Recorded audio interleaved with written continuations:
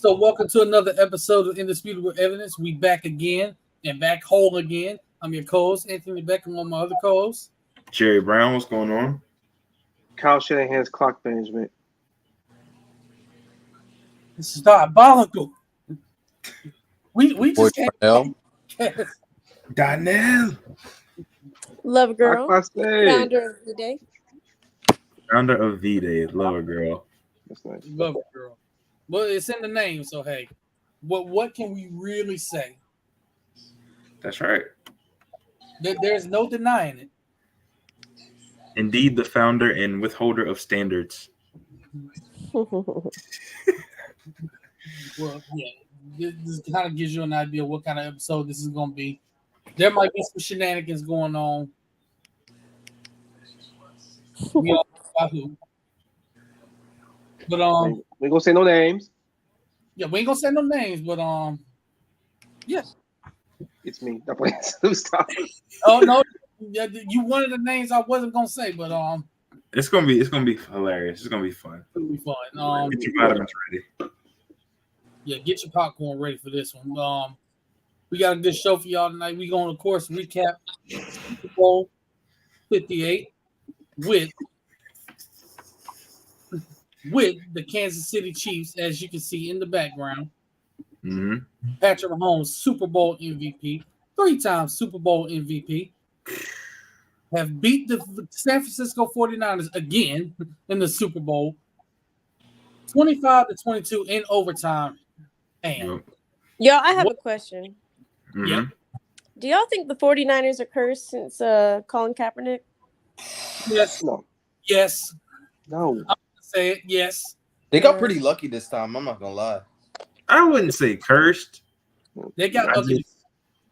I just think like once you run into Pat Mahomes, like See, Jerry, it's that, and it's also this, because we'll kind of get into it in a little bit.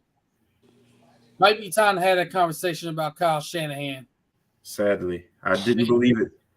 It's time to have that conversation because this is the third Super Bowl he's been a part of, and every single one of these Super Bowls he's had a lead, a double-digit lead, and lost all three of them. Whether he was the offensive coordinator for the Atlanta Falcons against the Patriots, still trying to figure out how the heck they fumbled that bag. And then these last two Super Bowls as the head coach of the 49ers against the Kansas City Chiefs. You have 10-point leads, and you squander it.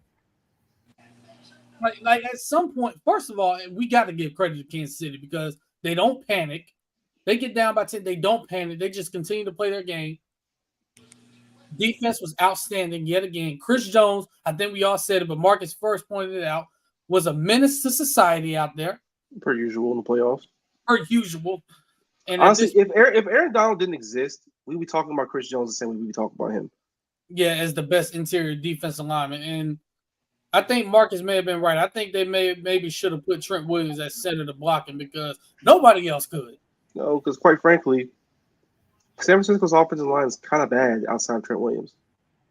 Although I will say Trent Williams that got exposed. George Karlaftis. Yeah, like he didn't have a great game either with some of those penalties at crucial times and a couple missed assignments. So I mean, kind of killed one of their drives. They were driving down the field, didn't that happen? Yeah. So that, just looking at the Super Bowl, what were you guys' overall impressions of it? Like what did you like? What did you think? You know, either San Francisco could have did to pull off the win. Don't stop running the football in the third quarter. Don't start running the football and execute once you get past the 50-yard line. Like they blew a lot of opportunities. Like the first possession, Christian McCaffrey, man, he was like, having a heck of a drive and then he fumbles the ball. And like that's kind of the things like you look at it and you're like, that's going to come back to get them. Special teams. I mean, these are all little things that if you can't execute and get no matter how bad Kansas City is playing, no matter how much they're staggered, you have to put them out. You know what I'm saying? And that's pretty much came back to get them. I mean, that was it. And it was kind of Kansas City's MO all season for the most part, right? Mm-hmm. Defense keep them in the game. Defense sometimes take over the game until Patrick Mahomes wakes up and you keep it close enough to where all you need is one drive or a couple of plays here and there for you to make the difference. Because the difference ultimately is we have Patrick Mahomes, and you don't. You just said it. See, that was the thing I was looking at, and especially in that first half. San Francisco they let Kansas City just keep hanging around and hanging around.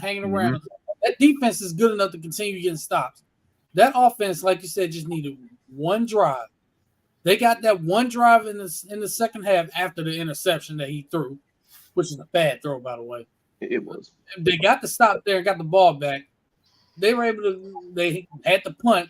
Special teams. What do we say on really both podcasts, whether it's this one or the Swamp and South Florida Athletics? What do we always say? Special teams always finds a way to show up, whether in a good way or a bad way. Every time. Every single time. That was just bad luck because the ball literally landed on the leg of the 49ers player. So Ray McCloud III had to try and recover it. He overruns the ball. Kansas City gets it. They get the ball back in the very next play. Marquez Valdez-Scantling could have ordered a pizza open as he was. Yeah. And right there, they're right back. Matter of fact, not only are they right back in the game, they took the lead right there. Mm-hmm. That was the one drive, quote unquote, that they needed. Yeah. And then, you go into overtime, and I felt like they had the game in the bag at some point. I'm like, bro, they about to actually win this thing. And then they stall. They stall in the red zone. It's like, this is what happens when you don't block Chris Jones. They had a touchdown on that play. Quite frankly, wide open. Also, I know this has been a bit of a talking point for the last couple of days since the game, but once again, San Francisco, why the fuck did you take the ball? Yo, that's controversial as well. Yeah. Did y'all not know the rules? Living up to your name, J Money. Well, that's still 500 ain't bad. I didn't realize the rules had changed. Yeah, they changed like a year or two ago. They changed after the Buffalo game. Ironically, after the Chiefs beat the Bills in that one overtime where I think the Chiefs got the ball, scored a touchdown, the Bills didn't get the ball back. They changed it right after that. Oh, okay. Season. But my thing is, this is what I don't understand.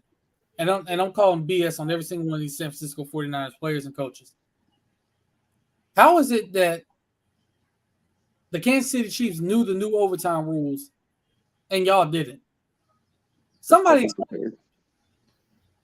to be on staff that knows these rules. I mean, that's just you're a professional team. You have to know the rules. The Chiefs said they prepped for it. The entire Super Bowl prep, they prepped for that just in case. They knew the rules. They pretty much got a crash course in them. Somebody tells me they probably did, but they completely forgot it at the time. Either that, if you didn't, don't say it. Like, why would you say it? Oh, yeah. Also, don't be an offensive lineman and get on Twitter and blame one of your teammates who came in the game due to injury for not blocking Chris Jones. I mean, maybe get a hand on him. I don't know. That's your fault. Walk it back. I like how he tried to walk it back. Like it's over at that point. He's like, my fault, gang. I was drinking, bro. I was like, come on, dog. You can't do that. Over. I don't want to hear that. You was not hungover. Like, stop. He said, my fault, OG. But no, it's like, bro, why are you giving Patrick Mahomes 4 downs instead of 3? Man. Give him an extra down. That's facts. Like, and then the blocked extra point from earlier also came into play because it changed the last drive for the Chiefs. Ooh, yep. Oh, yeah. Because all the Chiefs had to do was kick a field goal at that point. They didn't have to have the pressure trying to score a touchdown. Now, do I think they would have scored a touchdown? Probably. But it wouldn't shock me. Yeah. But, I mean, again, special teams. The Kansas City Chiefs literally made the key special teams plays. And one more thing, more clock. So I got y'all on Shanahan again. Right before that third down, before that 2-minute warning, the little period, it's 3rd and 2. Run the ball. Make them take a timeout. If you don't get, and then you can think about going forward, just kicking it like you ended up doing anyway. It's 3rd and 2. You have Christian McCaffrey. Give him the football. Run behind Trent Williamson left side like you've done all season. That's where most of your bread and butters come from. If you don't get it, whatever. They take a timeout. That's less for them to worry about on the last drive.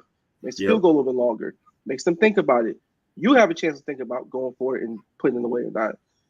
Like, you gave them an opportunity, and of course they took it because that's what they do. That's what they've done for years.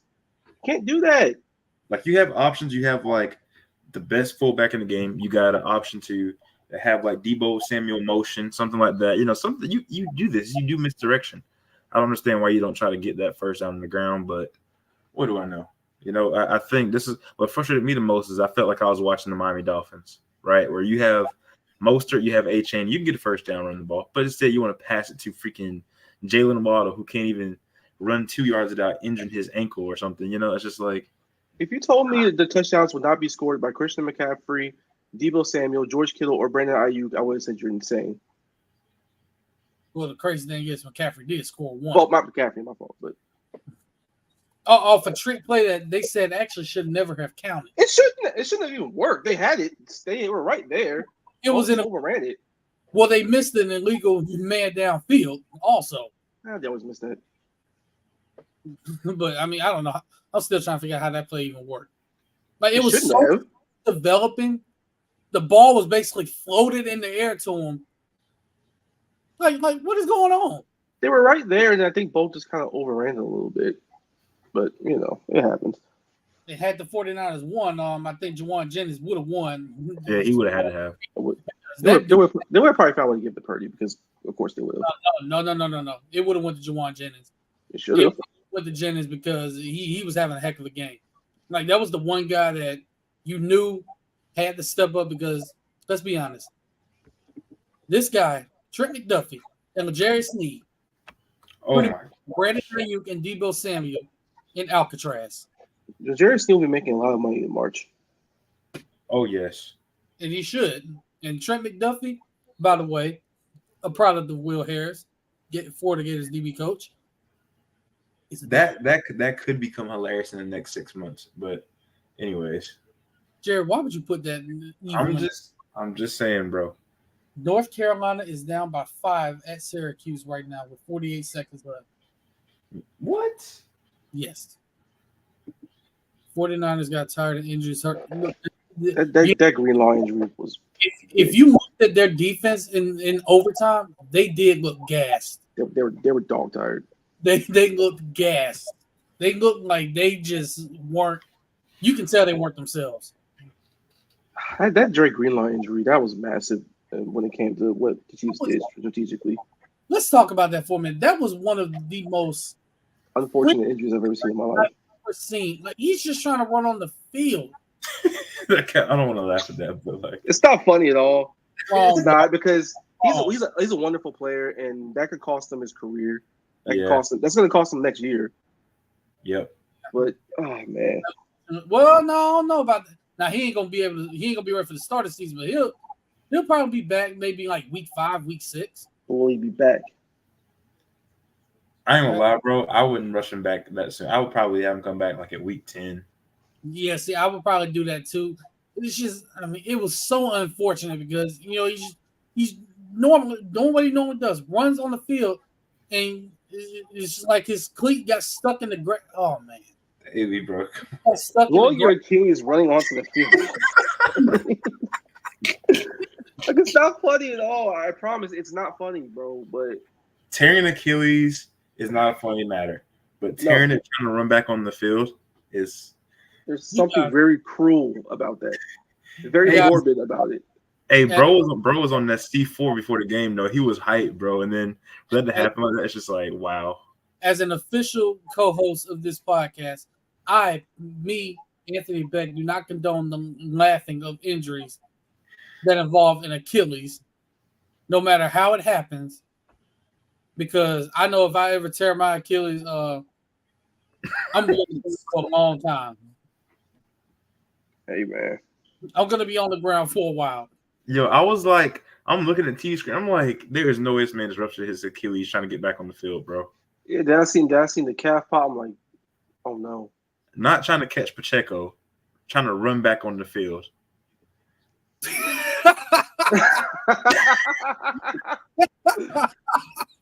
Oh, man. Oh, my God. This man tripping. I think he's at the game tonight too. By the way, Florida's is he really? Yeah, I think Florida's up 57-40 on LSU right now. LSU just called timeout. Yeah, there he is. There he is. Big as hell. If there's somebody that I don't want to get in a fight with. There he is. That's who needed to block Chris Jones. I don't even think he would have had much success. No, I mean, it was and you know what's crazy, man? Like watching their sideline, none of those guys had any panic. Like they just knew. It's like they just knew they were going to win the game. Also, shout out Steve Spagnuolo, by the way. That man's a damn menace. Vanderbilt beat Texas A&M at the buzzer. Oh, come on. I freaking hate Texas A&M because they only play like that against us, bro. They like. But yeah, another thing I noticed watching the Super Bowl was the lines of scrimmage. Kansas City's offensive line held up a lot better than I thought they would. They sure did. Because, I mean, I know they had Joe Tooney being out. Everybody was scared of Jawan Taylor and his matchup with Nick Bosa. Jawan Taylor held it for the most part. Yeah. I'll say Donovan Smith after the first quarter and a half, it was okay. Yeah. Oh, man, that first quarter and a half of Donovan Smith was not good at all. Like, Eric Armstead was a freaking problem. Neither one of them were particularly great, but then as the game went on, they kind of settled in a little bit and they played well enough. Also, Mahomes doing what he does. You don't have play with Patrick Mahomes as your quarterback. You don't have to be perfect. You're muted, Darnell. Oh, brother, you muted. No, like I said, like you don't gotta be like perfect when Mahomes is out there because he will escape and he'll see what you don't think he's a very fast player. You don't think it. Mm-hmm. But he gets when you need 5 yards, he'll give you 5. If you need 7, he'll somehow get that 7. He'll scoot out of bounds. He'll get that first down. No, if you need 5, he'll get you 20 at this point. Somehow. It's aggravating, bro. I'm telling you, like he's always. I'm telling you, that's where baseball comes in. The athleticism. That's where baseball. Look, football players out there at the any level, going up to high school. I'm telling you right now, it's gonna help you play baseball. I'm telling y'all, play baseball. You want to improve your athleticism and your quickness? Play baseball. I'm telling you. It works. But I mean, he's got look. At some point, people got to stop disrespecting him as a runner. He's still happy 2 this year. I mean, that fourth down play in overtime, where it's 4th and inches, he pretty much knew. Well, first of all, it was a perfect play setup because it's a triple option. It's literally the triple option. Yep. It's just literally the modern day triple option. The hole opened up right there. Also, one where he ran past Bosa was crazy because he crashed so hard all game. They knew he was gonna do it again. Yeah, Jay Money. It was the same exact play. And they took it from us. The Jaguars did something right. By the way, Darnell, the third quarter is about to start in the heater of 69-52. I know. I was watching the game. My pops came in. Then my mom followed. That's why I up. But yeah, so Darnell, getting your opinion on this, like what was something you noticed watching the Super Bowl that you were impressed with? Oh my God, the San Francisco, like the defensive line did put extreme pressure on the O line for the Chiefs, especially in that first half. That was like, it looked real scary for a second, man. It looked real scary because they barely had any time. Even they were barely even able to advance the football too. Like it was getting a little scary on that first half. And they had juice. Yeah. And then they flipped the switch in the third quarter. But really, they fucked up their special team. That's something you just got to show, bro. That is bad, man. That is bad. Darnell, do you remember the year we actually came to your house and watched San Francisco? Yes. Yes. It's like just bringing back some of those memories, dog. Like same type crap, bro. That shit was bad, bro. That was bad, man. Yeah, it was more like I mean, like as somebody that played on special teams, when you worked on point situations, you Peter. either get away from the ball. In that case, I can't even necessarily blame that because I can't either. It was just unfortunate. Like he got out the way and the ball just hit the back of his ankle. hit the back of his ankle. Like that's bad luck. It's some bad luck, but it's just some shit that like there was It only happens to them from their point standpoint. Too many like small mistakes that really they should have won. Like there was too many opportunities. Yeah. San Francisco just completely just fucked up. And I don't know if you guys talked about like the amount of times I forgot his name completely missed Debo Samuel, who was like, what? Oh, Brock. Yeah. I don't even know about wide open. Not wide open. That one time he's going down the field, he was wide open. There were missed throws, man. Like, that was a bad throw, but he was right there in the end zone. Like that. I don't know which quarter that was in. Now that one, I was like, all right, Brock, Jimmy G'd it. They would have won right there. There was just too many like small mistakes like that. And overtime too. It felt like in overtime they didn't know that the rule change happened. Yeah. Oh man, because I would have went for it on that last one instead of going for a field goal. Like I don't. You know what's funny, bro? You know what's funny? Like when they kicked the field goal, I think when they kicked the field goal in regulation, Debo Samuel's face, it was like he saw a ghost because like bro knew what was about to happen. He was just like, I was like, not only did you give Mahomes extra, you gave Mahomes 4 downs. Yeah. Shit, they could have ended it right there in regular time too. Exactly. They really could. They really could have. Because they had like one timeout left. Actually, Jay Money, them not the two teams that showed you how to beat the 49ers. Cleveland did. The Ravens also played. Oh, it was definitely Cleveland. Let's be serious. Well, Cleveland started it. The Ravens kind of finished it. I mean, yeah. The Ravens, the two AFC North. Damn, they lost to all the AFC North teams except for Pittsburgh because they didn't even play Pittsburgh, I don't think. Damn. I forgot to be lost to the Bengals. Yeah, they lost to the Bengals.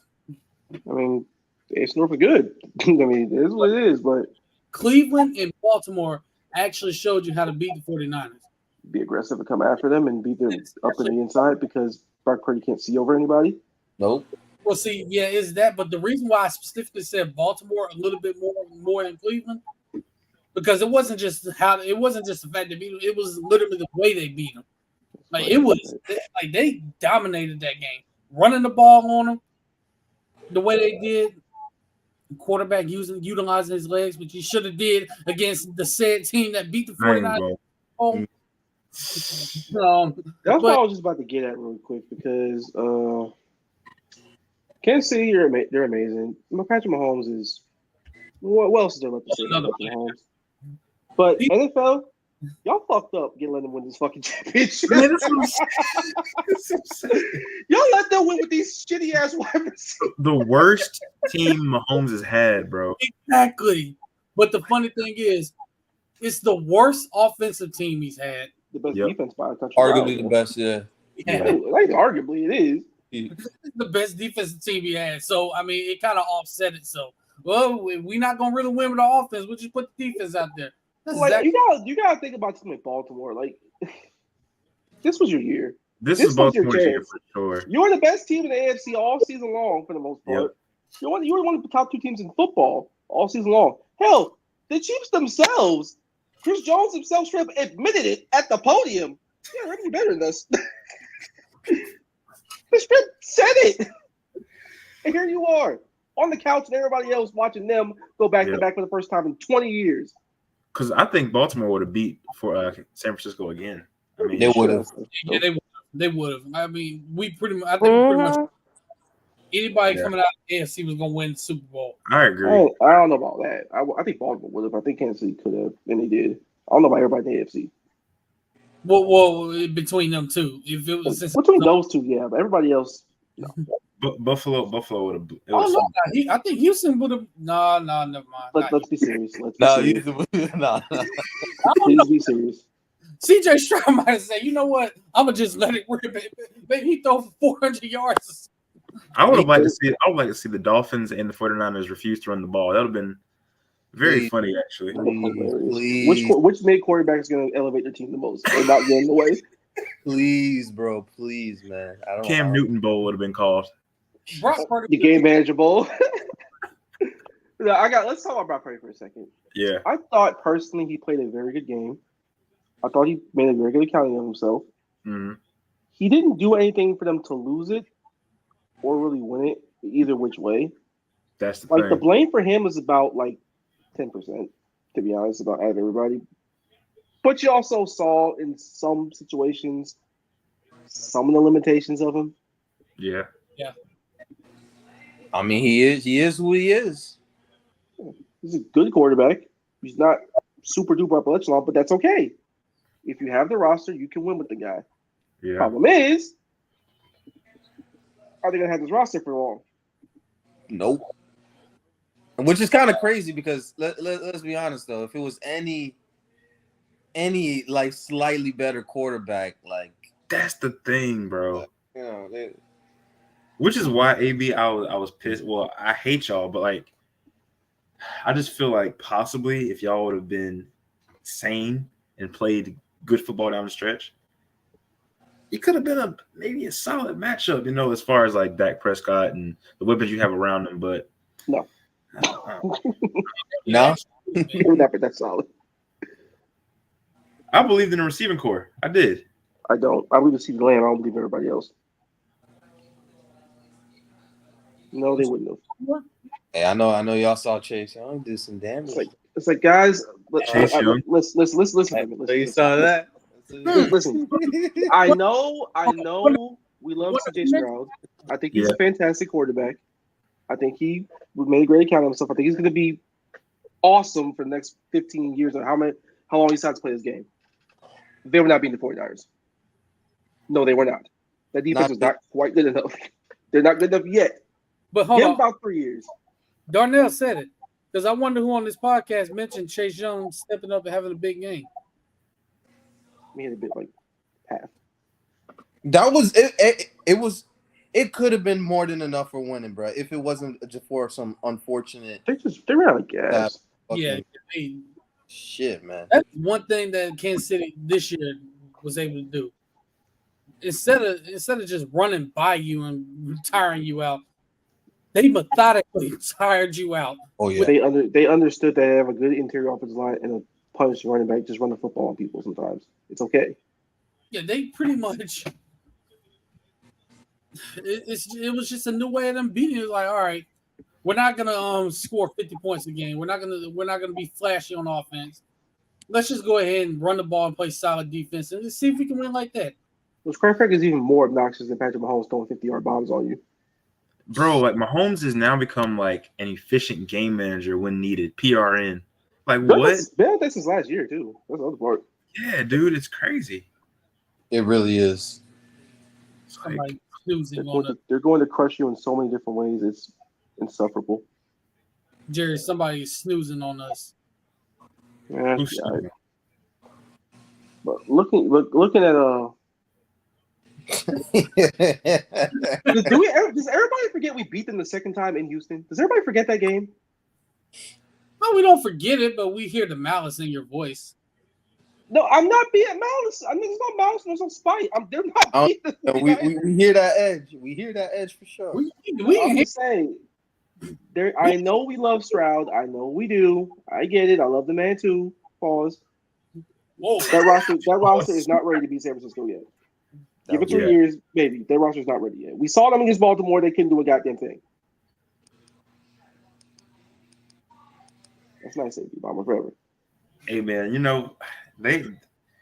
Houston might have caught Cincinnati, man. Because I thought Cincinnati was going to be the next team to challenge, and then challenge Kansas City, but I don't see it being consistent. I mean, they all got hurt. It is what it is. Yeah. Oh, I know. Don't worry about the Eagles first, please. Yeah, because you talk about playing bad football down the stretch.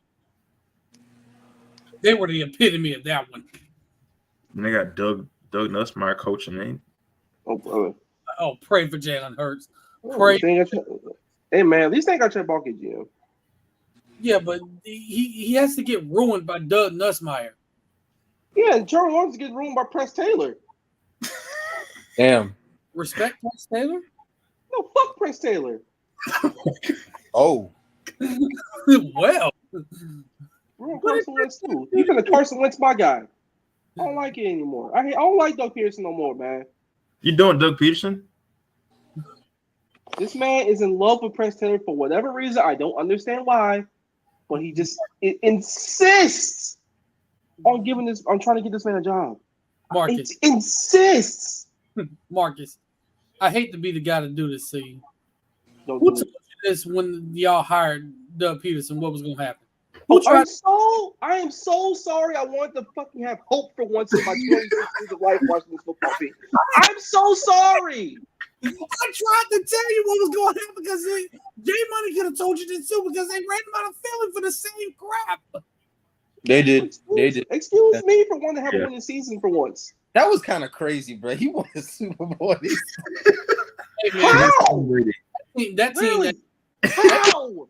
Trey Burton. Y'all, that team was unbelievable that year because you got to think about it. Were they? Carson Wentz was on his way to winning the MVP before he tore his ACL. They throw Nick Foles out there and they didn't even miss a beat. Matter of fact, they looked like they got better. Yeah. But that nigga Trevor Lawrence is on the way to torch the league until we decide to get him killed against Cincinnati. Thanks a lot. Hey, EDP sold his soul for that Super Bowl. So, hey, somebody did at halftime, bro. Just think how different our season would be if we really won that Bengals game. Just think.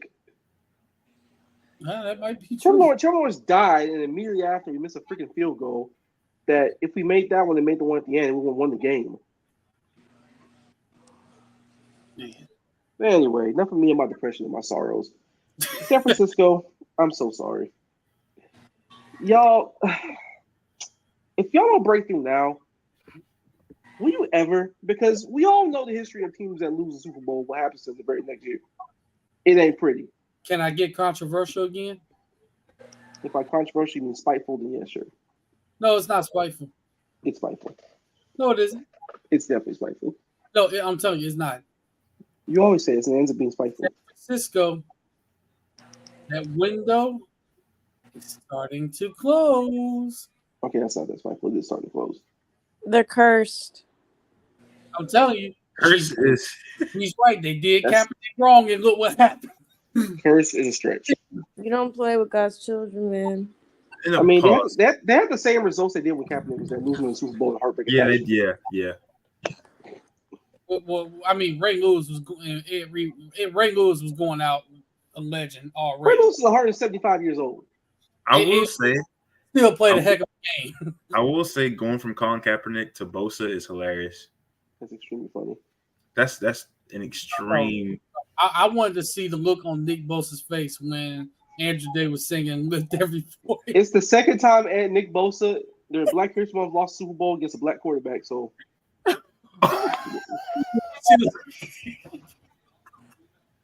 I just wanted to see the look on his face when that song played. That's all. I wanted to see the look on his face. Being MAGA and losing to a black quarterback twice is so funny, bro. Ooh, you know what got this. Being MAGA lose to a black quarterback whose mama white and agrees with you is very easy to fun to hear. Sick. I'm just saying. Sheesh. Y'all think they're gonna three-peat? I mean, they very well might. They can.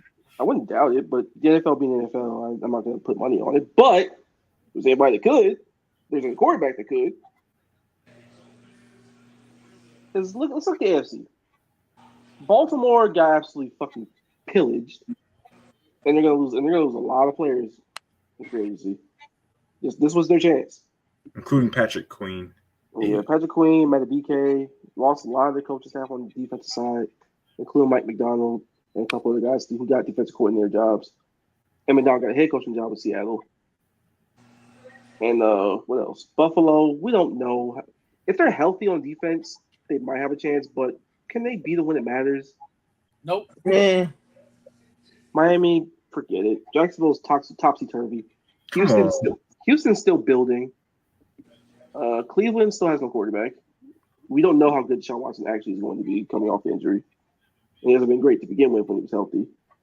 Pittsburgh, come on now. See, I mean, I feel like until I'm gonna keep saying it until you beat them in the AFC, they're the favorites. And I don't know if Cincinnati's going to be healthy or not either. That's the other part. No, will Cincinnati be healthy? Probably not. They're never healthy, bro. So you really got to put your faith in the Ravens, man. Ravens or you never know. Maybe Baker Mayfield gets you on. In Tampa, hell no. Excuse me. Excuse me. Oh my gosh! Look, Tampa's a good team. They're a solid little team. They'll win division titles. Hey, what are y'all's thoughts on Carlton Davis III? Good corner. Good player. I take him in Miami. I'll tell you that much. I'll take him right now. He's on the corner. Shit, man. What about Cam Gill? Who? Well, Cam Gill. Yeah, he's a decent player. Yep. Yeah. I'm gonna say this: the Bucks should win their. I would say they should win their division unless one thing happens. The Saints come back or some shit. Who knows? Nope. If the Atlanta Falcons draft Jaden Daniels, they immediately become the favorites in that division. All right, calm down. Wait, hey, buddy, I can't reveal my identity. I'm sorry. No, it's not no calm down. It's calm down. If they got Raheem Morris is gonna figure out how to use Kyle Pitts. You have Drake London already there. Are we sure? Are you sure about this? Yeah. We're projecting way too far. What? Based on what? You now have a running back in Bijan Robinson that you can trust. The defense actually wasn't that bad. And they lost their coordinator. So there's that. And I feel like a quarterback changes a lot for them. Because do not trust the Falcons. Do not trust the Falcons. Wait, isn't Bill Belichick, isn't he going to be like the head coach for the Falcons? No. Bill Belichick is going to be a fan for the next 3 Bill years. Belichick is on the beach. Bill Belichick going to eat up. First of all, I think he's going to eat up on TV. He could. I think on TV. Does he got the charisma for that, man? I don't know, man. I think I don't want to listen to him. I don't want to see him on TV. I think his dry humor will be great. Yeah, if you put him away from the podium and like on something else, he's actually much more interesting. I'm good. I'll tell you what, bro. These young quarterbacks don't want no smoke with Tom Brady watching them. I'm telling you. That's gonna be so funny watching them commentate. Tom Brady respects Lamar Jackson. That's all we need to know. Of all the quarterbacks that he loves and took on his wing, Lamar Jackson being the one funny. It makes sense because he's everything he wasn't. Yep. He was one of the ones that respected Lamar when he got drafted. So Tom Brady did my book for that. But closing the book on this season, Kansas City is the favorite until they're not. People, especially you bettors out there. This is a dynasty, okay? This is a freaking dynasty in the making right now. And Patrick Mahomes is only 28 years old. He's got 2 NFL MVPs, 3 Super Bowl rings, 3 Super Bowl MVPs. This man can retire right now, and he's the first ballot Hall of Famer. True. Same thing with Kadarius. I think Lamar Jackson's better than what? him. All right, calm down. Calm down. Let's simmer down here for a bit. Lamar Jackson's better than Pat Mahomes. Let's not get carried away. Listen, I love Lamar Jackson with all my heart. He's not better than Patrick Mahomes. Lamar Jackson is an elite quarterback. He's right here. Patrick Mahomes is way up here. He above. No way. Look. Listen. Maybe I just don't like Pat Mahomes' personality. That's pretty much it. It's either that or you don't like his brother. I just don't like him. Pat Mahomes, we're talking about this man being like 1B, one, you know what I'm saying? GOAT already. Like GOAT, like greatest of all time. I'm not even joking. Like you literally had Dan Orlovsky after through that touchdown, literally say in the booth, the best player I've ever seen in my life. Yeah. You know who beat Pat Mahomes? Tampa Bay Bucks. Well, Tom Brady. Don't have a freaking line either. He was Because running he had AB blocking for him 5 times. like he was running for his life the entire game. Me, Jerry, and Marcus and Darnell could have went out there and been better on the offensive line. And they immediately upgraded offensive and never got bullied again. Well, except for Cincinnati in the second half of the next championship game. But other than that, yeah, they pretty much fixed themselves. That's the biggest area of growth I feel like I've seen with Pat Mahomes. You don't have to make every single play.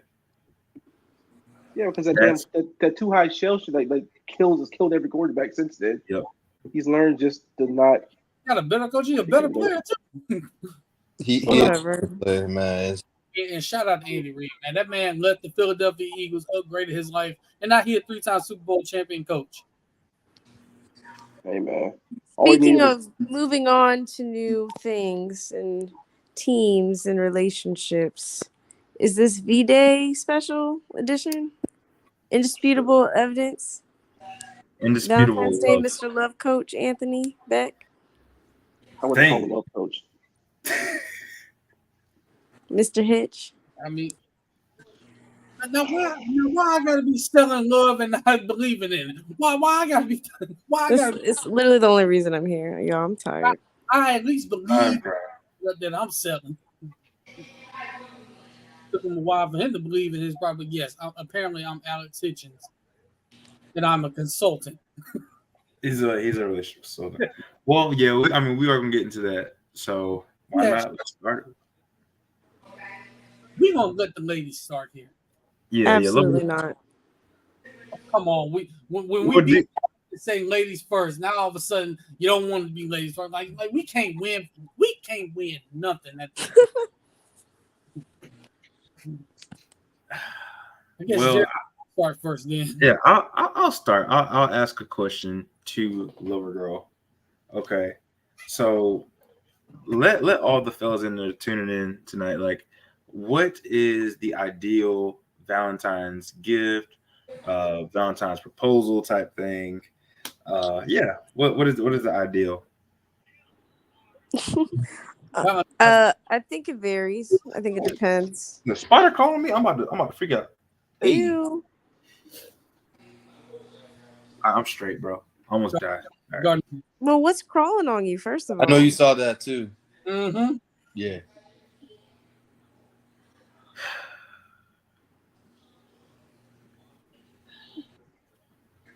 I'm good. I'm good, little girl. No, Jared, keep going. Keep going. No, that's it. I just want to know what the ideal gift or Valentine's proposal is. Definitely anything with effort and like thoughtfulness. I think it just depends on the relationship, the people in the relationship. I do think it's I don't want to say expected, but like just I really feel that the man should provide a just a little proposal and ask for their lady to be their Valentine.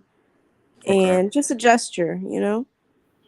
Nothing too simple, nothing too crazy, like just something that's a little thoughtful and special. Because I don't know, you never want to get too comfortable or just assume that y'all are just each other's Valentines. Like, spice it up a little bit, I guess. Okay, that's insightful. And I'll ask the fellas on here, man. Have y'all ever Valentine's proposed or like anything like that? Proposed? Valentine's like, you did not listen to all of that, did you? Like, hold on a minute. This man just went. That man ears want to shock after you heard the word propose. Not necessarily propose. I think he means like, have you ever asked Somebody or like made a gesture? Oh yeah, I made a gesture before. Have you really? About 7:45 tomorrow, there should be a gift be heading over. Okay. You guys know. Amen. What's That's what I'm talking about. What's the flower company? A Not man 1-800 with a flowers. plan. Hold on. This man even No. picked the time. Let's see right. A man with a plan. Holly. Oh, shit. Wow. Look, I do think that is I do think it's essential. Like, You don't have to do anything crazy. Just get something that they like. Shout see, out. Wait, what happened? What y'all dedicated gifts? I like giving out flowers, but like not like the typical flowers of like I'm gonna give you a red rose or anything like that Yeah. Like for instance, like a white collar lily, like something like that. Okay. There, that's kind of. now see, I'm kind of He glad knows the names of the flowers. Yes. See, I'm kind of glad Darnell brought that up because I actually recently asked somebody at my job about this because, of course, the day is coming up. Like what you should give.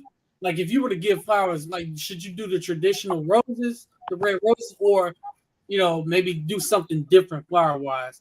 And of course, she was like, "Yeah, you can do either one, but doing something different might be a great change of pace because." It would be unexpected. Like if you can do roses and maybe have them, let's say, different colors, like one red, one white, one yellow, things like that, something like that. Right. Like different colors. They don't necessarily have to be traditional red roses. And then when it comes to gifts, they don't even have to be traditional gifts. You can like Lover Girl said, it can be something very thoughtful. It doesn't even have to be nothing traditional. It can be something totally different. Like maybe you don't have to do the roses, the candy teddy bear. You can, maybe go ziplining, horseback riding, something like that. Just make a day out of it. Mm-hmm. Now there's one person that is quiet on here. That person being Marcus. Don't be done with the smoke. Marcus is there. Huh? What? See, like that. Something like that. Can Bro, be, actually want to do that, bro. I want to see about my movie. Okay, hold on. J Money. I'm wearing my That's bob. sweet. That's sweet. But are y'all gonna do anything else?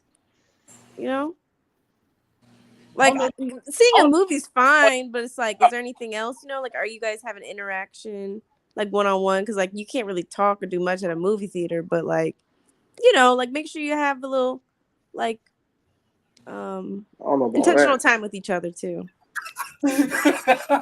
What? Marcus, I heard. Marcus said he don't know about all that. Marcus said he ain't about that. What? What? Who said that? So Marcus, what you mean, bro? So like, are you not like about like the intentional time talking? No, he said it's like you can't really do much at movie. I was like, I don't know about that. Like, you can do something. Not like that. Follicle, man. You can wear shoes. Wait, Postal shoes. Okay, J Money. Going to dinner is nice. There's a bar at the movie theater. You can just kick back over there, and if you got the theaters with that little reclining chairs and all that, especially from the back, Okay, but look, J Money is also going to dinner, so they're not just doing the movie, so that's good. Dinner and a movie, classic dinner and a movie. I don't think it should just be movie. So it doesn't have to be one or the other. You can do because you want to do.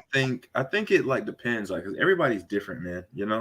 Like some people want things that are extravagant, some people want things that are like very simple. So I think it just depends. It depends on the woman, depends on the man, like what they both like doing. I was like, I'll say it like this. Like, you ain't getting. I'm very laid back. Like, y'all know me. Like, I'm a very laid back, even individual. You ain't getting extravagant out of me, but you'll get effort. Like, I'm not gonna do some knock down, drag out, but I will actively try. Right. Do something nice. Yeah. Let's switch it up. Yeah. What are some gifts that you received, whether it's on Valentine's Day or not, whether it's from somebody you love or just a friend or anything in general like that, that you really impress you? For me, I always like sentimental things. So when I receive like really like a really thoughtful like card, it really gets me. And like you really took your time out the day to really wrote something down for me. Because you can just buy anything, but to actually like write something from the heart, Yes. Yeah. that means a lot. But we on the same wavelength, man. Because I've received that as well. I've received that where somebody like literally wrote something in their card to me, and I'm like, all right, this is something I like this better than traditional cards because, like you said, it's from the heart. This is that like that's something they wrote. It's not like something that was already written. Well, I like those too, but like if it's something that came from you that was from here, that's just gonna hit different. Like Yeah. taking the time to sit down and think and write. Like, you know what I'm saying? Like that takes a lot of time and effort and it's very thoughtful.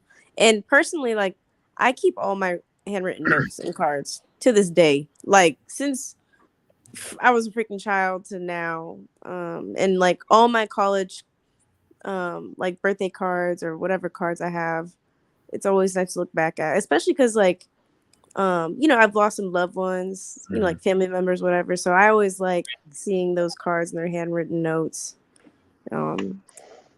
That can't be replaced. Oh, that's so true. Like, I never really thought about it like that, but that is very true, man.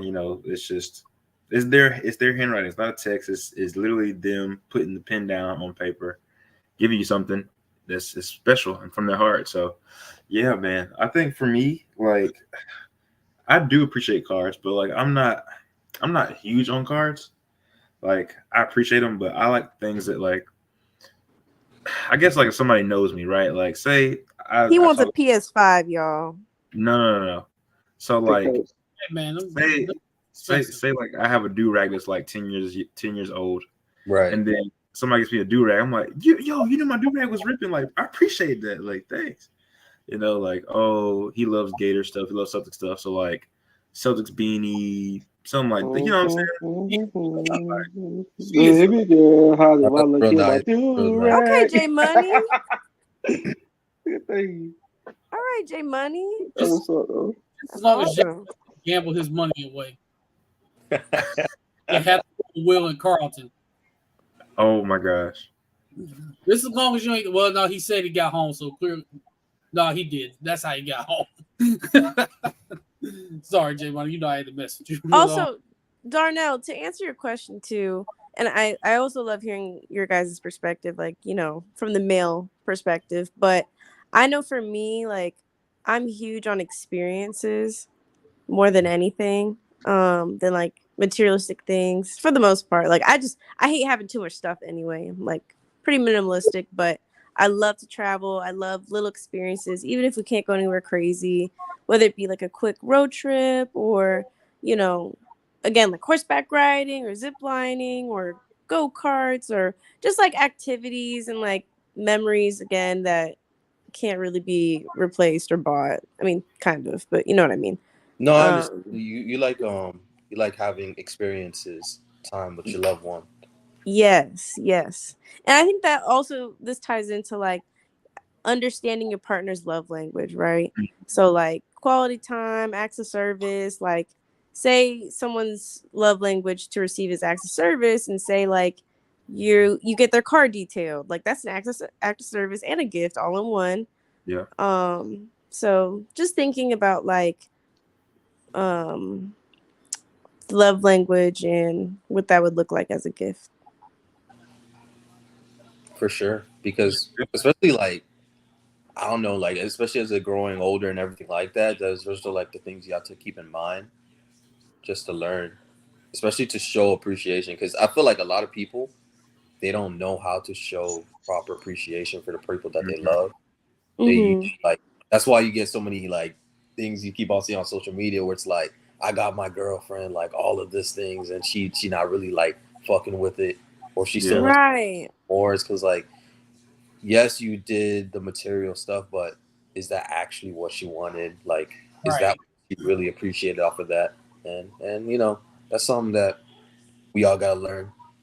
That We all is, I think all of us have at least one point where we gave somebody a gift and they didn't really love it too much. So yeah. we Oh man, tell me about it, bro. Paying attention comes in. You got to pay attention at all times. Yeah. Mm-hmm. Comes in, but also I look at it like this, and this is where men and women are different. Women, they know how to receive gifts and be appreciative of it. We as men, I'm be honest, and it's funny because I heard Eddie Griffin say this in a comedy special, but it was so true when he said it. We don't necessarily know how to react when we receive gifts. It's like we receive gifts, and it's like, hey, I appreciate it. It's like, all right, like we don't really know how to react to it. Yeah, that's me. Yeah. Used to being the ones giving the gifts. Mm-hmm. You know how to do that part, but receiving gifts is a little different for us. I totally agree. Like, I know I'm one man. If I get a gift, I'm like, yo, like I really appreciate it. And I may not be like super, super excited, but sometimes I feel like a level of guilt, like when I receive, if that makes sense. Mm-hmm. I'm more of a giver, at least that I know of. Like, I don't like to just receive stuff, and I don't know. That's just me. But I've learned to be better at receiving gifts because sometimes, being a great receiver of a gift will allow you to be a great giver as well. So, yeah. Good one here. I like J Money's question. So as a guy, as guys here, what's been the best gift you've ever received from a loved one? Game systems do not count, people. You say? Gaming systems don't count. Why not? But they don't. I would say, going back to it, I carried a wallet for like a couple years throughout college and everything like that. It was a very nice Michael Kors wallet from there. Oh. Then I received a brand new one, and the person just straight up said, "Oh, I just noticed that your wallet was worn down. Like, let's get you a nice upgrade." And like, it was a nice, it was like a Gucci wallet with like the belt too, and then it was something like that. So that's something. Go off. I guess I would say that was probably one of the better gifts from there, because it tells like the person paid attention to what you actually like from there. They also paid attention to like your day-to-day activities and what you actually like to wear. Mm-hmm. Holy fuck! I'm sorry, I'm watching the game as well. I'm watching the game as well. I'm not gonna lie. Florida's absolutely smoking this league. Yeah, they're playing Shambhala right now. Yeah, so that's my favorite gift, and one that I give out probably to my little brother. I made him a nice sweater one time. Aww. For Christmas from there. So how'd you make it? Just online. That's it. Something like that. But awful. My brother, he's autistic, so for some of the stuff when he received, he was so happy, man. He was really, really happy. I think we That's amazing. So oh my gosh, Darnell, totally they have like weird ways of like showing love and everything like that, but for that he was extremely happy. That's amazing.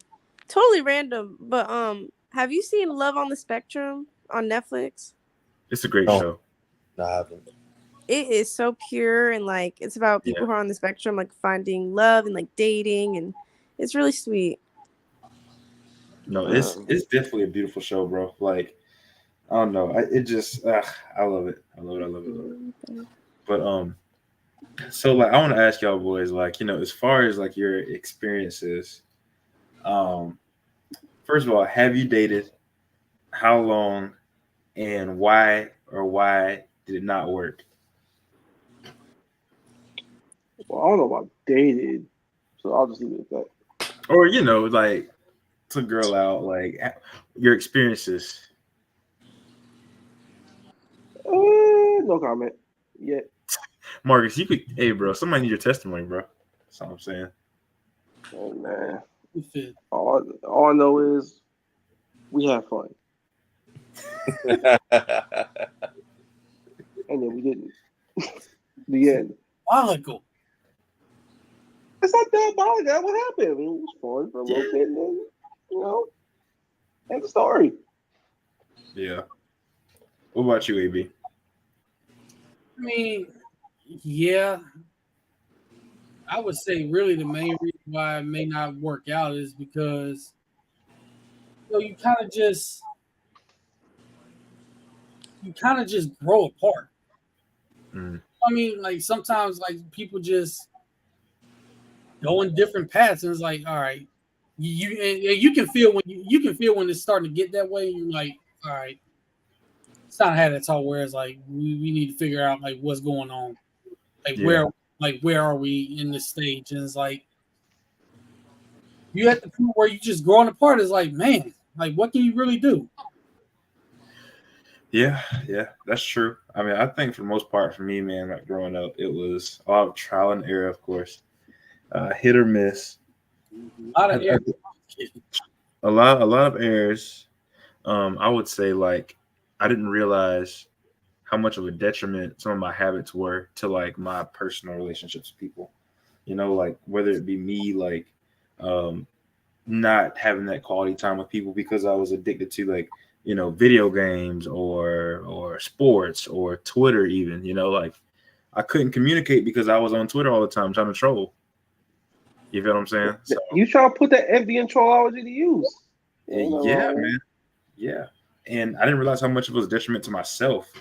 So yeah, that was one thing. That was Another one thing. thing I didn't mention, and it's crazy. I've never. I had a girl tell this to me once. You ever like lead a girl along and not realize you're doing it? Oh God. Something to you. I've done that, and when she told me, I was like, I like had to take a step back and look at myself and be like what was I really doing? Darnell's hilarious. Question myself. I had to question myself, like, what am I doing? Like, because you don't like, I didn't even know. It was like or don't like. It's like I didn't know what I was doing. Like I didn't know.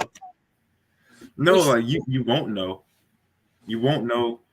I mean, you kind of do, but you like you're like, okay, there's no way this person thinks that I really like them. There's no way to think this. But some people will take any type of thanks for that, by the way. But some girls will take any type of kind gesture that you give them and run with it, and then you're just kind of stuck. You're like, oh, what did I do? You know, and that's where you have to be like very aware and very cognizant. You have to be very transparent and say, hey, we could be friends, but I'm not trying to talk to you like this. I wish people would just be honest. You know, like I mean, I understand it's uncomfortable to be like, hey, like I don't have the same feelings for you, whatever. Like I'd rather you let me know from the jump than like, you know, second guessing or just being confused. But also in the same token, I feel that if there's confusion about the connection, then it's just not it. And it's like it's hard to cope with that, but that's what I've learned as well. Yeah, because people are very bad at communicating. So bad. Stinky. And also, people always have this thing in their head talking about, I ain't trying to be a bad person, nothing like that, blah, blah, blah. But the more you put it off, the worse it's going to be. Communication is always key, no matter what it's about. Like it's always the key, because if you're not communicating, then that's going to be a reason for a breakup too. Like, let me see what longest relationship was 9 years, bro. The reason we broke up was because that person had issues they had to deal with. See, it could be things like that. I mean, like a 9-year relationship, it was clearly going well, but you just never know. Like some things happen that may be out of your control. Yeah. Wow, dude, that's interesting, man. That's interesting. I'm glad I'm not the only one. Hey, that bad communication bug, it hits everybody. It does. And if you're not like a self-aware person, like you will fall victim to it, like for real. So, of course, you know, this is kind of like a prototypical question. But first dates, right? Say you about to take a woman out on a date. Would you pay 50-50? Or are you paying for the whole date? I don't really think it matters that much. It depends on what you communicate. Oh, it's gonna matter. It's gonna wait. So I mean, ever since I've like, you know, gotten a job and stuff like that, I've been paying for like the whole dates and everything. But more than often, like the women I'm with, they're like, oh no, let me like at least help out something, like let me pay your gas, just something in there, just to show, you know, they had appreciation from there. But I think the main problem is that people, again, when we're going back to communication, people just straight up they don't know the type of person they're taking them out. That's basically it. Also, a lot of niggas have way too much pride and think that if you try to pay for a part, that you ain't doing your thing as a man and providing shit. Like, bro, come on now. Yeah. You're stupid. Me personally, first date, I would normally try and pay for it. All right, what about the second date? Second date, man, that's where it gets a little, I'm not going to say dicey, but that's where kind of like usually, that's where she starts to say, hey, that's where she would normally say, hey, I'll pay at least for this part, or like during say maybe gas or something like that. Yeah. Lover girl, you're a woman, so what's your perspective on this? Okay, so as I said in the chat, first date, the man should definitely pay, like no questions asked. Especially if he is pursuing her, or like he courted her or asked her out on a date. Like you know what I'm saying? And it's not like that's just the traditional way. Like I don't know. So, and maybe I'm just traditional, but the man should definitely pay first date. Like that, there's no question in that. Pause. Did y'all see Zion pulling just lose his ankles? Like, did you see that? Nah, I'm just watching the Heat. I thought I said straight to earth, but hey, this man was. Remember that meme with Chris Paul when they had all like the twister thing? That's what he looked like. That's what he looked like. Dude is like touch grass. But anyways, back to it. No, it's hard to get back to seeing that. Whoa. I feel like this is just me. How the fuck he short on that shot though? I don't know. It was wide open. If I can pay, I'm gonna pay. If I can pay, I'm gonna pay. Especially if I'm pursuing. What you mean if you can pay? If I can pay, if I'm into, like, bro, not every time. Yeah, sometimes, bro. When I was in, I mean, we all were in college, bro. There was just some of those times, bro, where you just sometimes you ain't got it. Took that little walk. But that's why you have a job in college. But we're past that. Bro, I literally. This.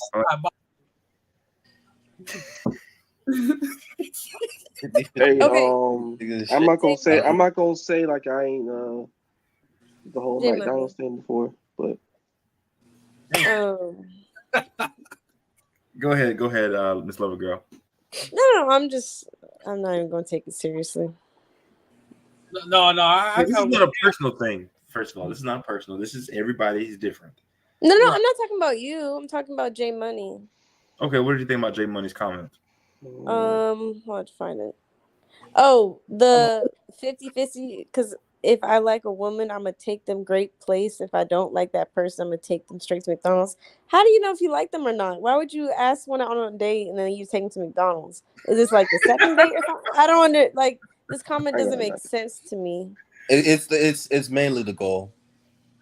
Hey man, I don't think. I mean, this is being honest. I don't think everybody's dating to pursue a relationship. Yeah, no, and that's true. That's true. But I just think like the first date, I don't think like I don't know. I think again, it depends on how you meet and if who's pursuing who. Hopefully the man, but there's some special cases. But I'm gonna be real with y'all. J Money, I'm gonna be real with you, man. If you don't like that person, why did you even ask them out? No, that's my question. Like, why ask them out if you know you don't like them like that? There's an obvious answer to this question. There's a very clear answer to this question that we all did. We all went to FAU, which is why we all went to FAU. Wait, hold on. What does that mean? What does that mean? FAU girls are McDonald's or something? We all went to FAU. No. Pretty much. I use Tinder. Look, I'm confused. Oh yeah, no. I That- never went to McDonald's, but I definitely went to Chick-fil-A. I didn't Well, definitely with the safe shake. What the I didn't go to steak and shake was there. Hey man, I am sick. I didn't go to FAU. I did not go there, but I had a couple homeboys that did, and yeah, the lover girl. Let's just say most of the FAU girls yeah, you gonna take them to McDonald's or Chick-fil-A because you may not like them, but you like them. And it really it's once again it's the goal of, because like what J Money was saying, that's not a relationship you were trying to pursue Yeah. for long term. That was you just try to chill, have fun. short term. Let's just I thought we were talking about like dating, not like having fun, because We're that's talking different. about dating to marry, right? Like dating to marry. Is that what you're saying, little Or girl? just dating, yeah, to have a Just relationship. dating to gain experience, dating from there. Then never McDonald's. No, It's that's kind of crazy, bro. crazy. McDonald's is wild. That's kind of crazy. I mean, I see some people get it off, but But if you say you don't like them, why ask them out? Anyways, but everyone's different. Whatever. that's true. So that was my question about it. But Little girl, do you have any questions like for us particularly? yeah. So you've had some really good ones so far. Yeah, I would say what would you guys like for Valentine's Day? Like as a man, like what is your objective going into the day? Is it like just all about her? Like is there anything that you want to do? Like do you have a say or an idea of like something that you would like to do? Like what does that look like for you guys? Are we talking about just like what we like to do? Like if it was just us, are we talking about with her? No, like just together with your person. Like what would be something that would mean a lot for you to do? Not just like just to please your girl, but like what's something that would make you happy too? As men, See, this is why I said us being able to receive gifts and anything like that. This is where it gets difficult. You got that right. Like, do y'all want flowers? You know what I want? You can't go do with flowers. I always like a meal. So if we spend some time, Simple. Like I don't us, have we're guys. Simple. anything planned out because we have an exam coming up. So, but afterwards, something like that will go good. See, that's the thing. We're guys. We're like very, very simple. Like y'all can figure us out. Like me personally, like if you take me out to dinner, like I'm cool with that. Hey, bro, I ain't gonna cap. You take me out of my favorite place. Yeah. See, What's your favorite place, Jerry? Strawberry Lemonade Heaven, Cheesecake Factory.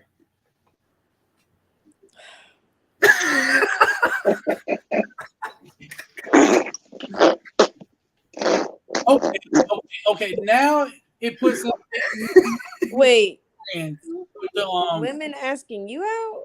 Women ask men out? yeah. You'd be surprised how often they have.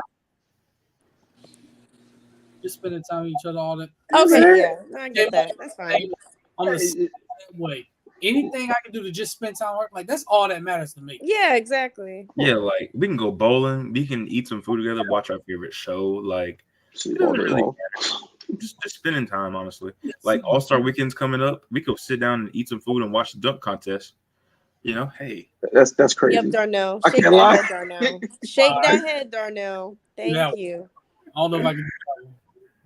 I can't. I don't know if I can go. Bree knows that we can't. You lucky All-Star Weekend next weekend, not this weekend. That's all I'm gonna say. I'm weak.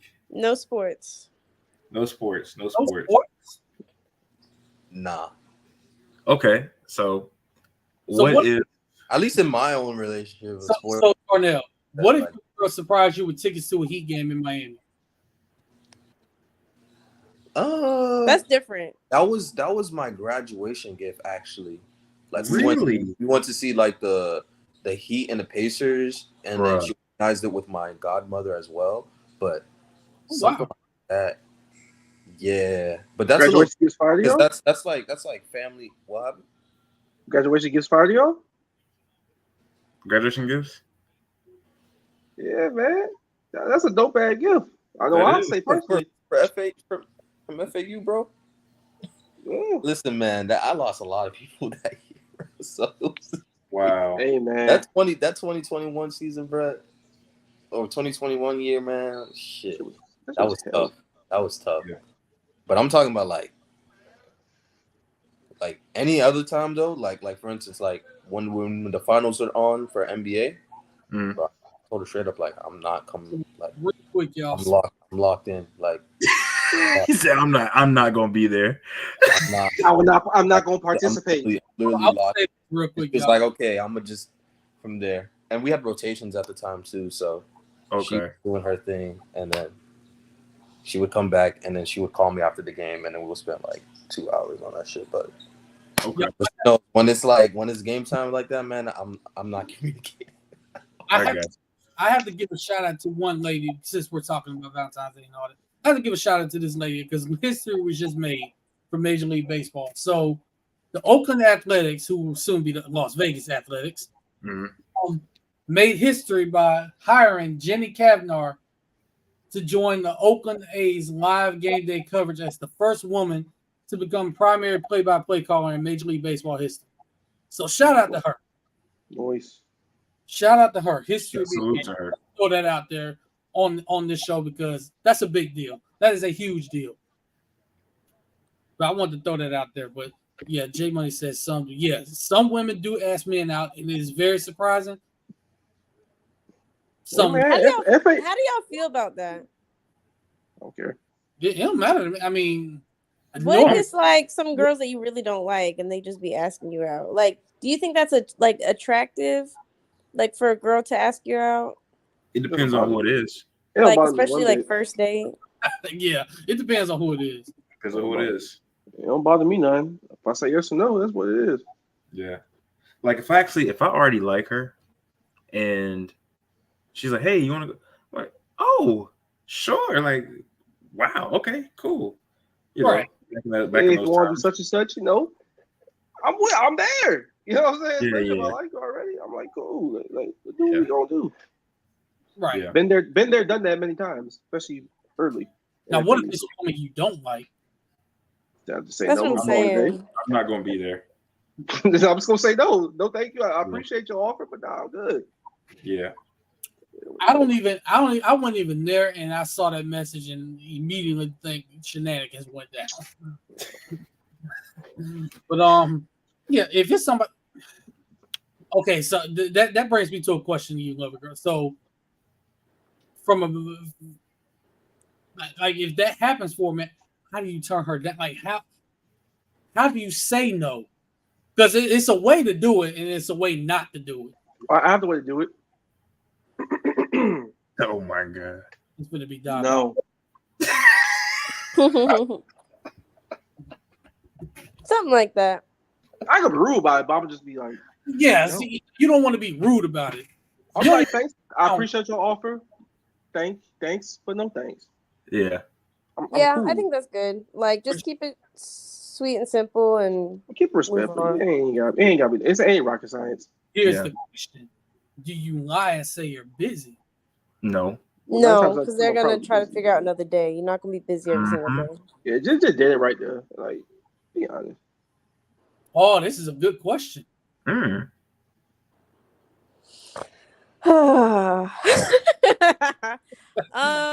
the spot. No.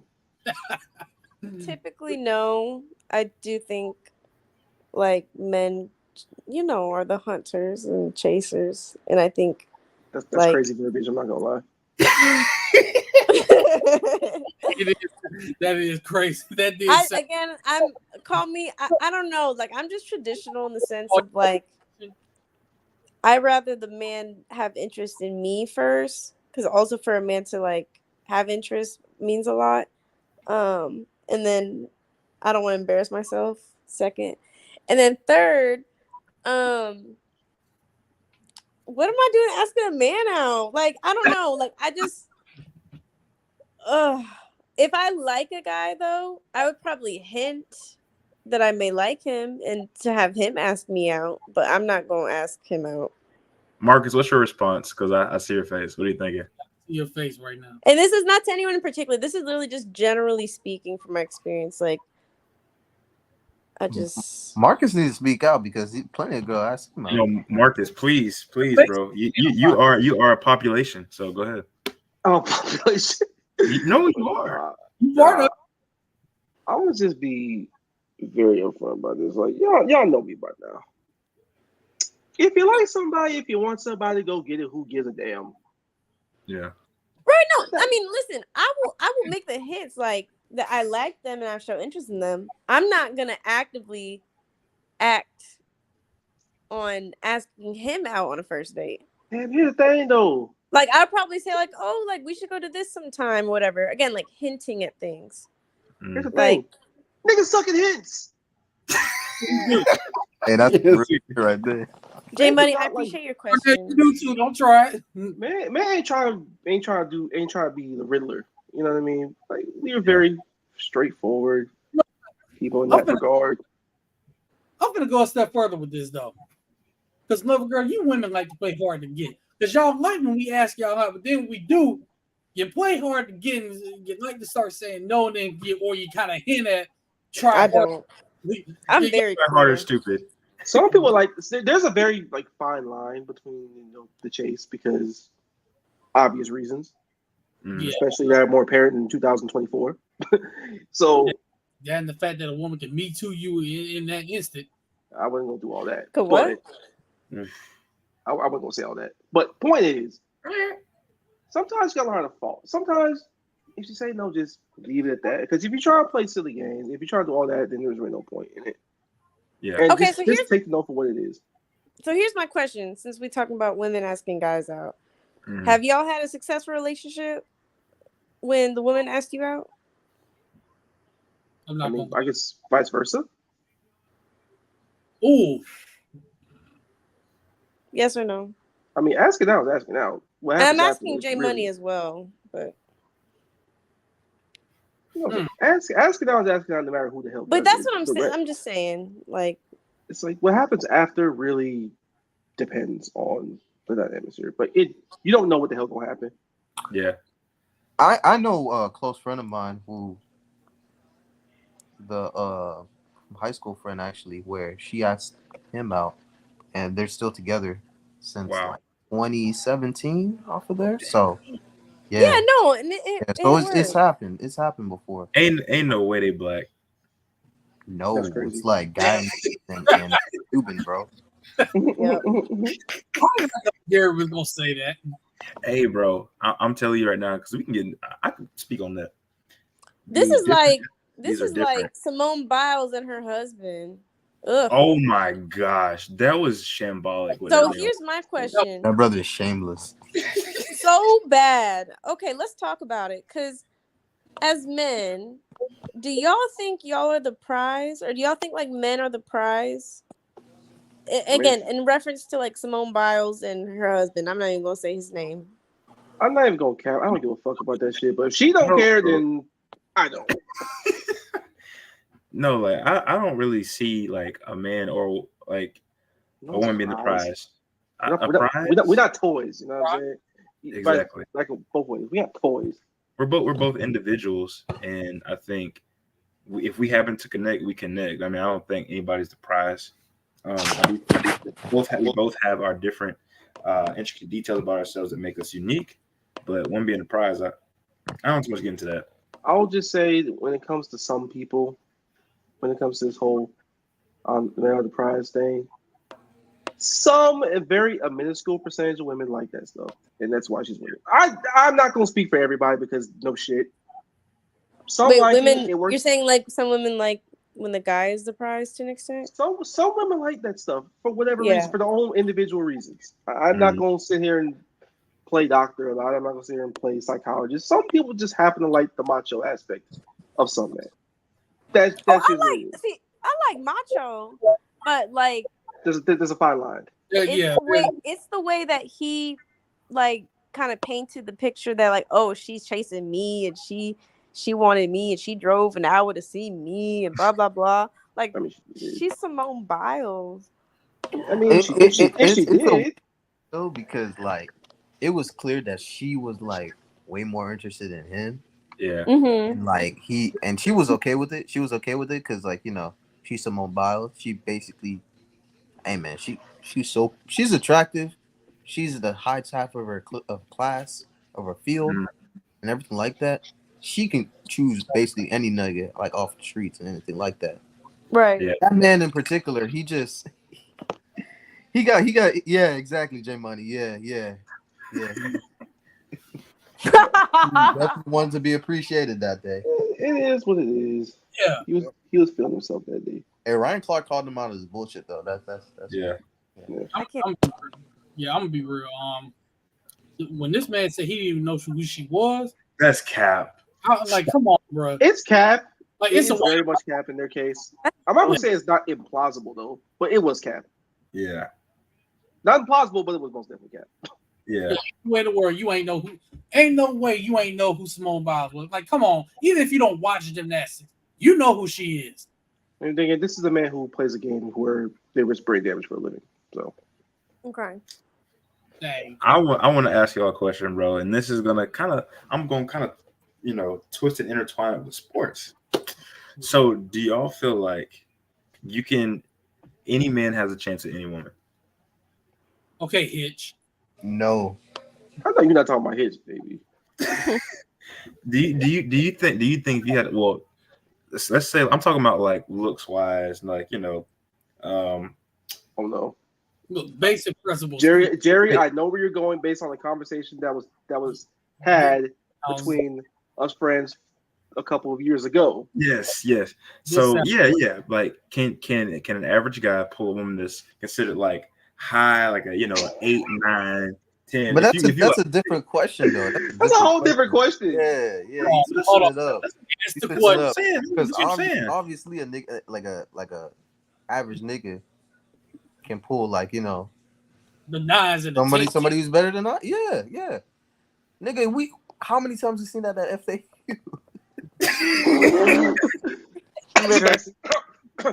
That's that ain't my fault. Hey.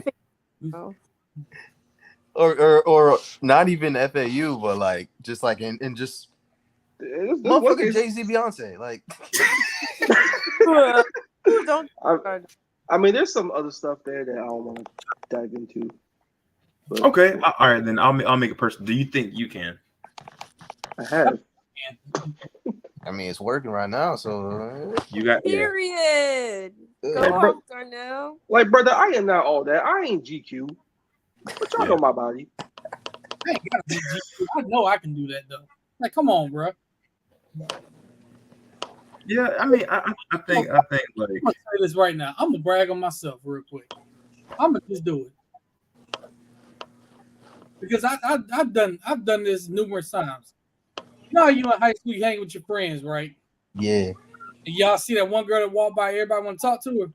Yeah. So a couple of your homeboys trying to go get her number and they don't do it, right? Yeah. So this happened with me.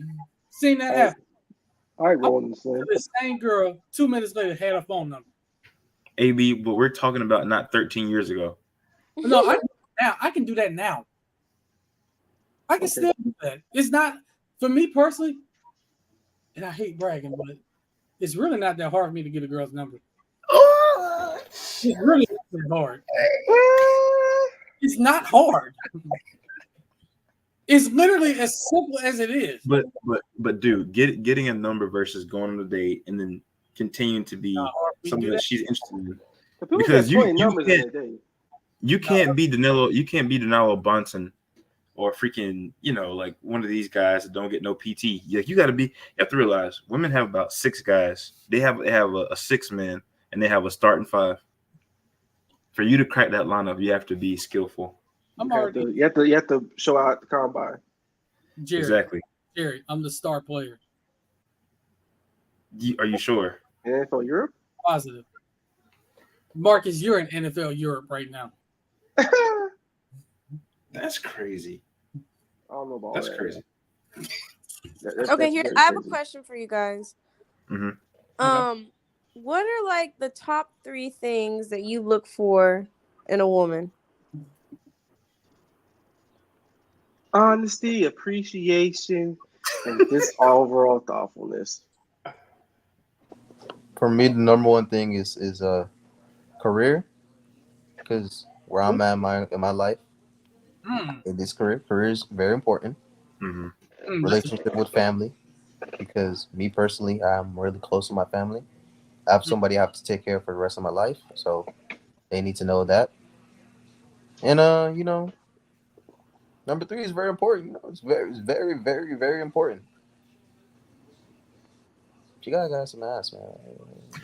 Hey, man. It's me personally. That's such a huge thing right there. It's such a huge thing, and people will say like, "Oh, like very huge." Is that superficial? Bodacious. No, but that's a preference. That's legit a preference. Darnell. So are you and my track history? Are you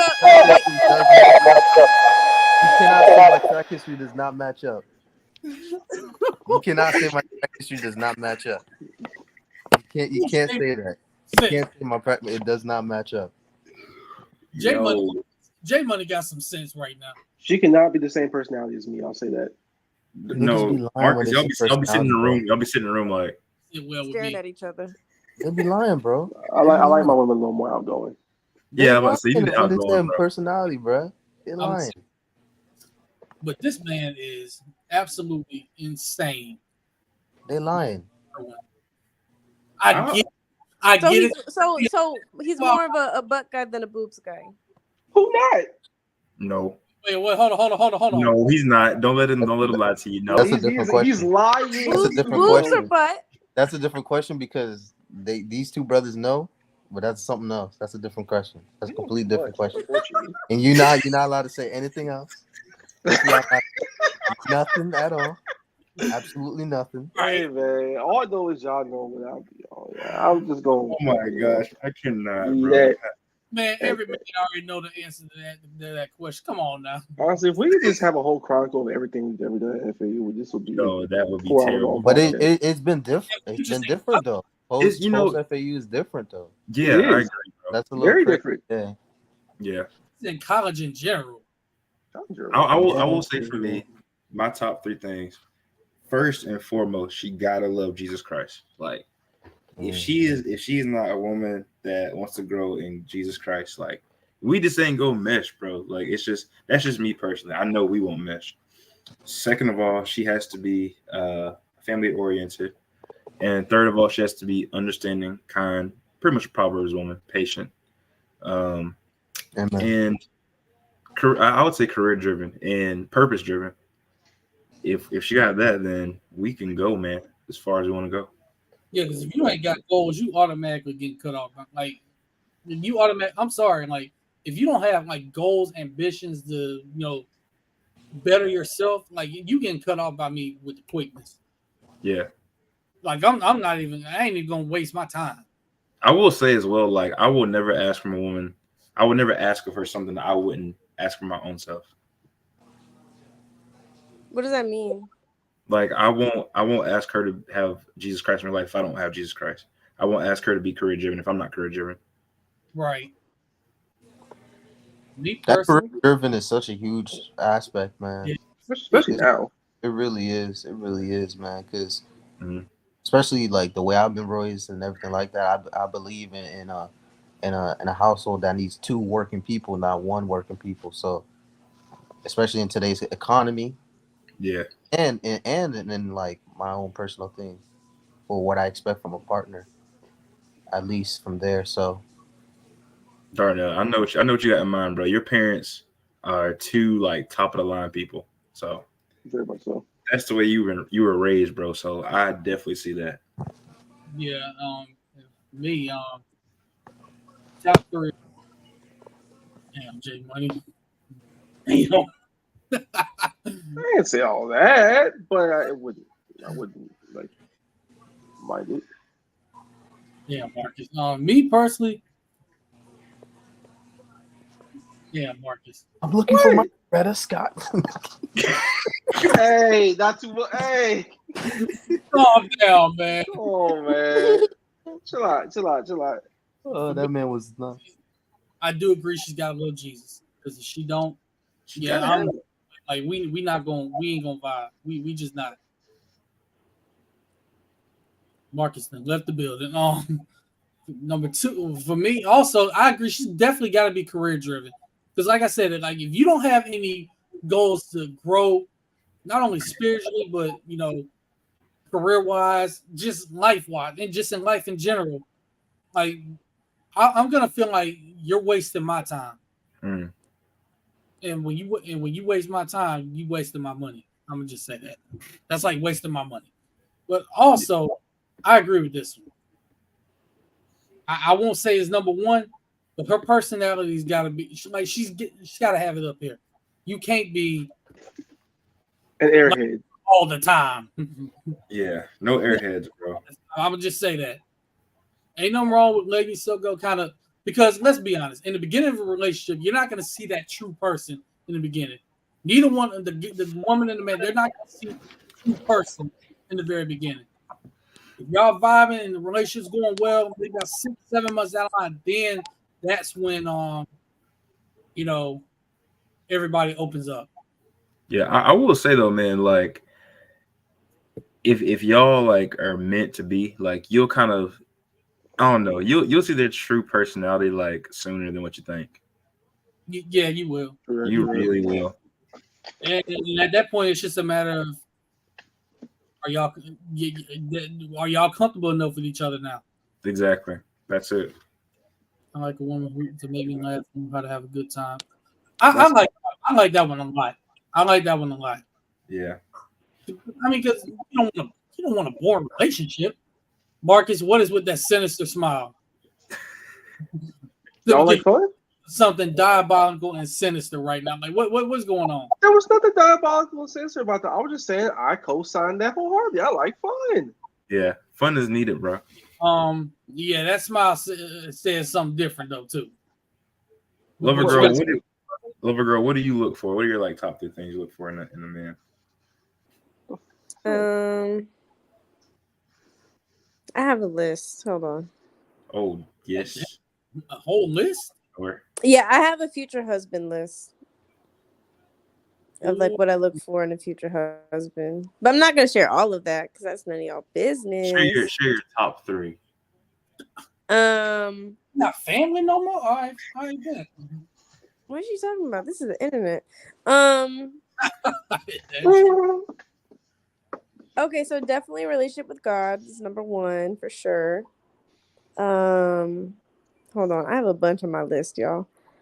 I would say like just being naturally kind and a great communicator. I feel like men are so disappointing these days and they don't know how to communicate.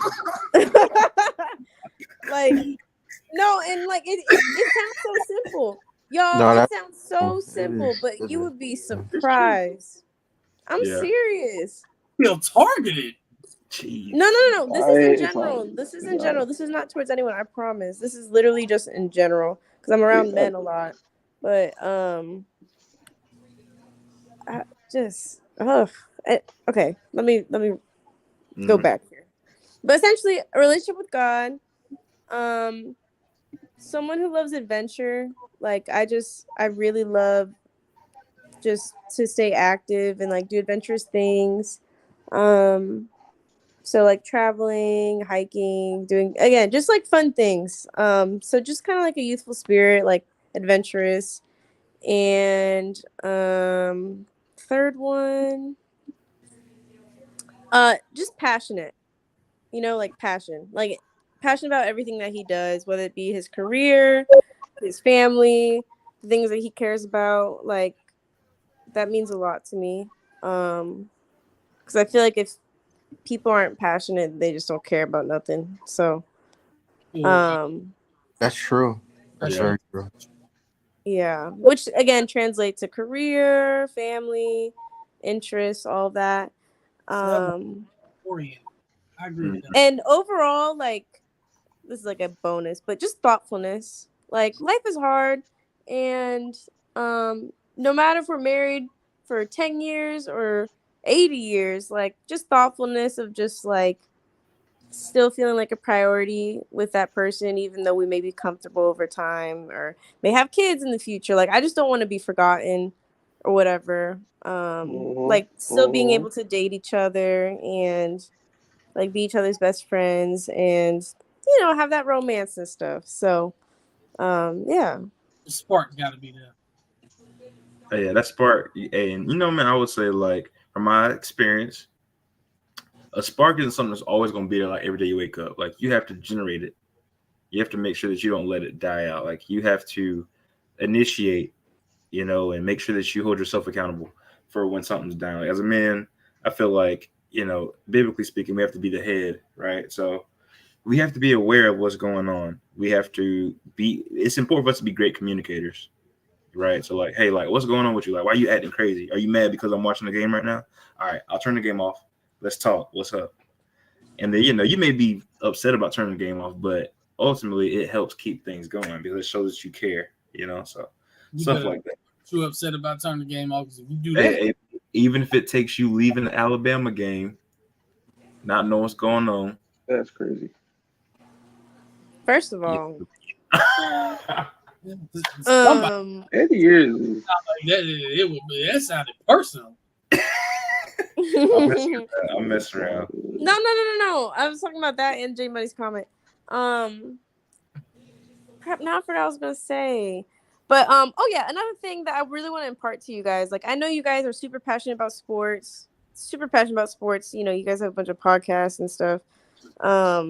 Which I think is great.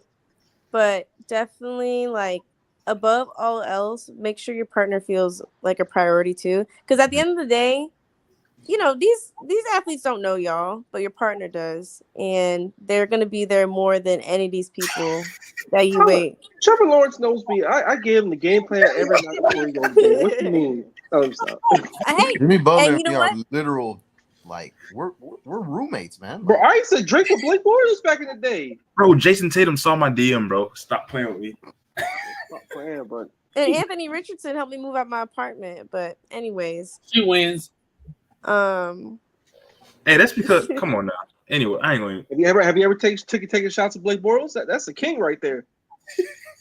Wait, hold on. I'm glad you said that, lover girl, because you kind of owe us. You got to get Anthony Richardson on the show with us. You got to try to hook that up for us. I'll avoid my, you know. Yeah, I have to make that team effort, bro. Oh yes, another thing, J Money. Another thing with that J Money.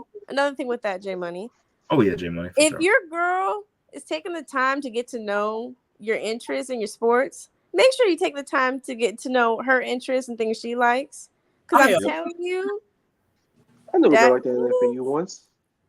If it's one-sided and, like, say, like, your girl is doing the most, she knows all your favorite players and teams and whatnot, but then it's like, if you don't make an effort to take that effort into her interest, then, you know, you don't have that balance, and that could affect your relationship. Yes. I knew a girl like that once. During 2017 season, the Jazz was doing their thing. Oh Jesus! Oh Lord! Oh my God! Wait, what are y'all talking about? Insane! This is insane. This is insane. She took the time to know my interests and took the time to ask about the game of football, and, you know, during that whole playoff run. What are y'all talking about? So they saw my highs, saw me on my absolute low, but, you know, we move. You know what I'm saying? Are you talking about the girl from FAU? Maybe. I feel like I know who you're talking about. Who am I talking about? Nothing. Go ahead, tell me. Aaliyah is a great artist. I'm sorry. Who is that? Aaliyah. Wait, hold on. Pause. Whose name is that? I don't know that name. Aaliyah? My name is Lover Girl, and that's it. I said Aaliyah. He's artist. Singer. R.I.P. baby girl Aaliyah. He's talking about the singer. Yeah, she was awesome. She was gorgeous. But anyways, Valentine's Day crush. But anyways, why you had Jerry? I'm Lover girl. You knew Marcus before I did, I believe, right? Because they're all in the same friend group ultimately, but just kind of like different times. Mm-hmm. So you probably do know who this is. I think She probably does know who this girl is. Yeah. Hey, business on Front Street, man. No, I'm not saying nothing. I just said I may have an idea who it. I know what it is. Go ahead, type it in chat. I'll tell you if you're right or wrong. Does it start with an S? No. The letter S, as in Sam. You'd be incorrect there. I'm gonna take a guess on the letter. It starts with a T. No. It don't matter. It's the past. But it's a little earlier in the alphabet. That's fine. We don't need a. But I mean, I've been there too, man. Like, I liked a particular person and she loves sports and it just went left. So I'm gonna say this. I just have one request. Please don't make me watch Titanic or The Notebook. Oh my gosh. Please don't do that. Well, chick flicks are awesome though, I will tell you. They're pretty good. It gives you inspiration. What's that name of that one movie where it's like they both got cancer? Wait, hold on. The Fault in Our Stars. Yeah. That was the first movie I took somebody out to a date for, man. Hey man, there's one. I have one of my favorite movies of all time, a rom-com, Just Friends, starring Ryan Reynolds. That's a classic right there. Okay, speaking of putting business, I'm gonna put myself on Front Street. Oh no. Y'all know Hitch is my favorite movie, right? Oh, same here. Yeah. Yes, we do. I'm gonna have y'all look this movie up because I'm gonna name drop one of my favorite movies that just so happens to have Salma Hayek in it. Okay. It's one of my favorite movies. Yes. Be a rom-com. Just gonna say yes. It's a movie called Fools Rush In. If you've never seen it, I suggest you watch it. Fools Rush? Fools Rush In. If you got Selma, I'm all in. It also stars the late great Matthew Perry. Oh wow. Yeah. Okay. If you've never seen that movie, it is Matthew Perry. Wow. If you've never seen that movie, I suggest you watch it. It's a really good movie. Okay. Just get your eyeballs back in your head. What I'm doing? I saw that. I was just perusing. You know what I'm saying? I wasn't done crazy. I was just perusing. Look, chick flicks, a lot of them are good, but don't have me watch Titanic or please don't force me to watch Titanic or The Notebook. But Lover Girl, I'm gonna go back to something you said. You said it's inspiring. Answer me this question. What is inspiring about a ship sinking with 3,000 people on it? Well, I never said Titanic was inspiring. So. The band was playing as the ship went down. What's inspiring about that? She said she was never let go. It was love that wasn't meant to be, and then it just ended prematurely. Look, Steve Harvey said it best in the original Kings of Comedy. Drown them. Oh my God, that's crazy. Because he was also right. If that movie had been about black people, it wouldn't even been no movie. Take a level advice from Steve Harvey is insane. I'm just saying it wouldn't have been no. He was right. It wouldn't have been no movie. We have far more traumatic experiences than drowning on a boat. Actually, we drowned on boats before, AB, and these stories could happen. What's the question, Lover Girl? Boats. Okay. So say y'all, and y'all need to be completely honest. Say y'all found your dream girl, perfect body, perfect career, perfect look, face card, everything. You choose to marry this girl, and you want to have children, multiple children, and then it's hard for her to bounce back, and then she 500 pounds. 500 pounds. That's like the most extreme example of all time. 500 pounds? 500 pounds? Hey, 100 pounds more, we going on reality TV. We getting paid. Let's go. This is insane. Are you serious? 500 pounds? I mean, I want to grow old with my girl. So, hey man, you let yourself grow. I'm gonna let myself go too. We gonna yeah. I mean, I mean, why not? Why not? Y'all not being honest. No. I was all right. Look. You married a reason. Look, I'm young enough and old enough to remember prime Tracy McGrady. Prime Tracy McGrady was great for what he was. Hey man, all of us have had Tennessee Titans Randy Moss before. Exactly. Woo. Exactly. Woo. I love Kevin Garnett even when he couldn't make a turnaround fade, when he couldn't rebound the ball. You know what I'm saying? It don't matter. Oh man, I love who else? I love Jerry Rice when he was on the Seahawks. You see? If she can cook, more to love. Charles, your lunch is ready. Big Mama, your aunt. No, stop. That's yo. That's I'm gonna say something crazy. Okay, question. What is like? Say you're, and again, this does not apply to first dates because I don't think women should be asking men out on first dates. But, what would be like your ideal date with your girl, or ideal Valentine day, actually? Like, what would be something that would bring you joy outside of the things that make her happy and things that you're doing for her? Like, what would you like? I'm simple, just spending time with her. That's all that matters to me. Doing what exactly? It don't matter what it is. Spending time. I'm with her. That's all that matters. Skydiving? You said what?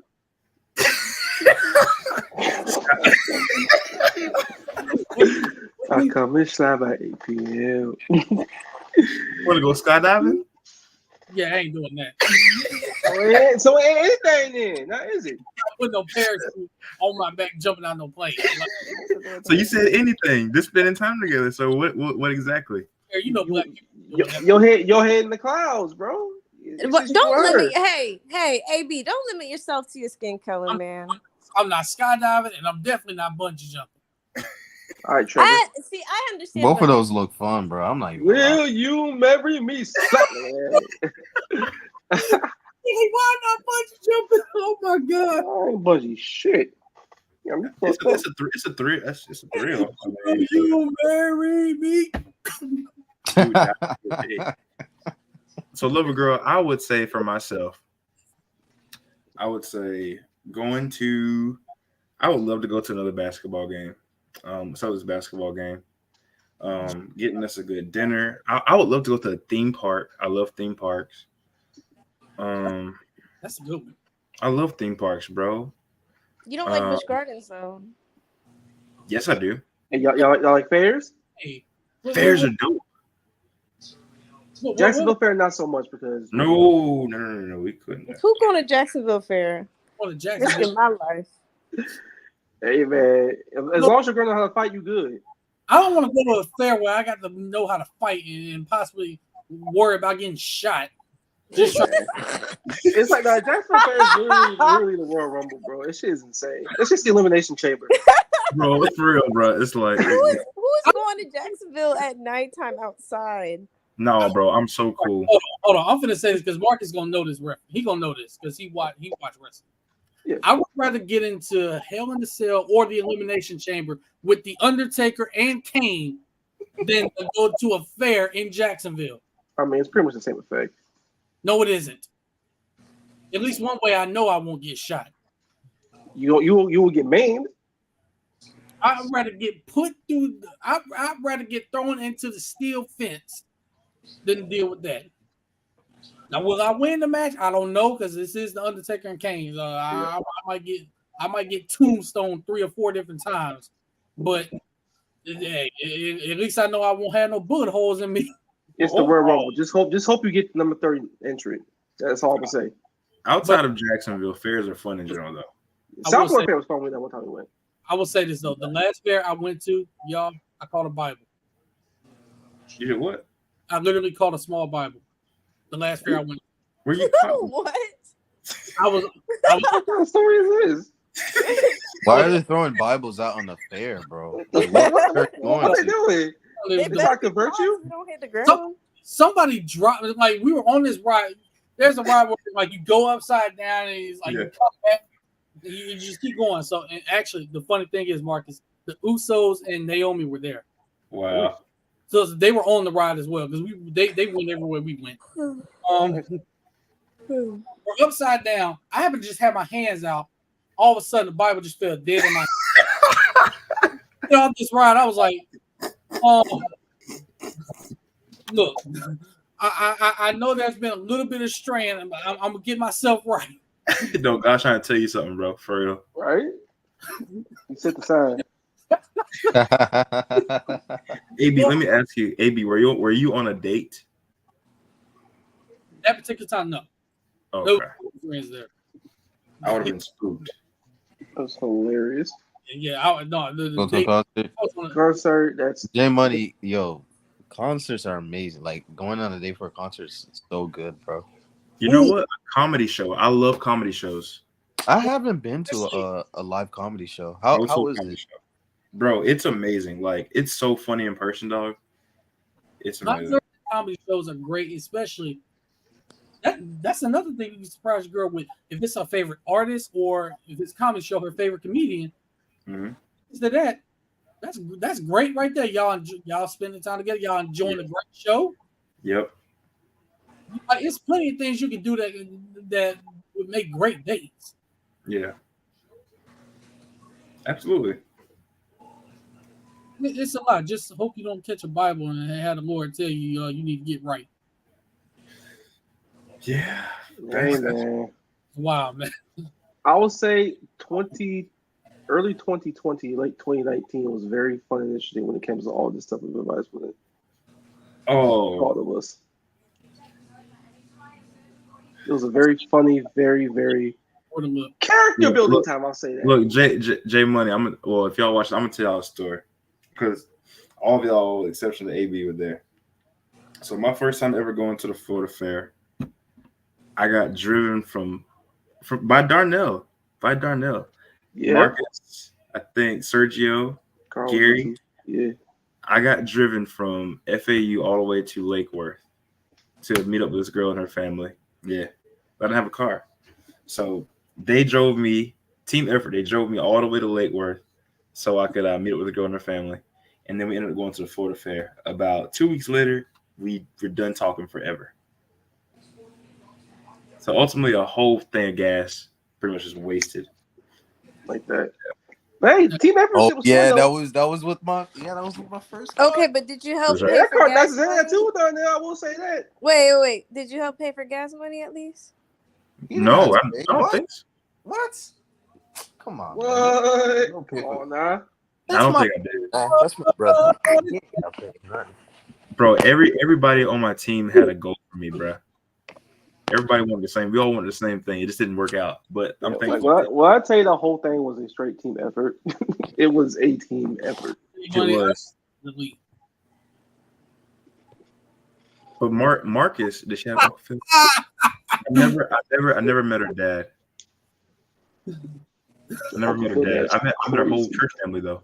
People that's watching, if you know what an Uncle Phil dad is. Ah! I'm trying to remember what did we do afterwards, man. What happened? What'd you say? What did we do afterwards, Marcus? I think what did y'all do when y'all dropped me off? Where'd y'all go? Because I know we went somewhere and then we just chilled for a little bit, but then I don't remember what happened. I think it was somewhere in Meisner. I'm not sure exactly. Y'all did? I should have went with y'all boys. Yeah, it was us. I think Tristan met up with us a little bit after that, and yeah. So I ended up catching a ride back to Boca from her family, which is just her. What kind of situations are you getting yourself into? It was the amount of situations we got ourselves into at that time. It was crazy, bro. Like that was last straw for me. What is an Uncle Phil dad? I'm confused. Throw your ass out. Throw you out. Exactly. And throwing out the house. Wait, she got kicked out of her house? No, no. He's asking if her dad, who I didn't meet, was like Uncle Phil, like throw you out the house, bully you. Remember Fresh Prince Jazz kept getting thrown out by Uncle Phil? I guess. Leah, she didn't watch Fresh Prince. Okay, yes I did. I was gonna say, oh my god. And I don't know what name you're talking about. My name is Lover Girl, and that's it. Oh, did I really say? Oh my god. You stop. I don't know who that is, but the fact that you're just getting thrown out that kind of day, where you out. Yeah. That man. Yeah. That situation was tough. This also goes to show, and I'm just saying this in a general sense. Oh Jesus. Because I've realized this, with I know friends and I people. couldn't drive. No. I'm just gonna say, I don't think like if a man is trying to date a woman, man, you need a driver's license, you need a car, okay? I'm over doing And all those things. What is it, Marcus? I'm over two in those, and I've been just fine. Really? Yeah. Well, bro, I will tell you. Comment. I will tell you. If you go 2 for 2, I love that J Money thing keep on popping up. Somebody is lying. You're lying. Marcus, if you go 2 for 2 on that, bro, it will change your life. Oh, for sure. It'll change your life. Yeah. One of these days. Once Bro, I'm telling you, do it. Go for it. Go for it. The sauce you will have. I've told myself many times I do it, and it's never happened. So what do you feel like? Because I know you do want eventually probably want to talk to him. So like, what do you feel like is holding you back from that? Like, I'm scared as shit of driving. I'm not gonna lie to you. Really? I'll make no bones about it. Well, hold on. I gotta ask this. What scares you about driving? Crashing. Because I am a very introvert person, so like I worry about everything around me a lot. And motherfuckers in the state of Florida cannot drive for shit. True. Well, if I'm doing my thing, all of a sudden some shit go down, I ain't trying to think about that insurance shit. I ain't trying to think about crashing down the highway because should be happy. Also, niggas in Jacksonville be getting shot on the highway. So I will say, man, like your environmental trauma like can play a huge role in that. Like, I don't know for sure because where I'm from, bro, like my family members, people been like getting in car accidents, like dying. I've seen a lot of that. It's like it's tough. Like, it'll have your mind messed up, but you just have to kind of like get over it and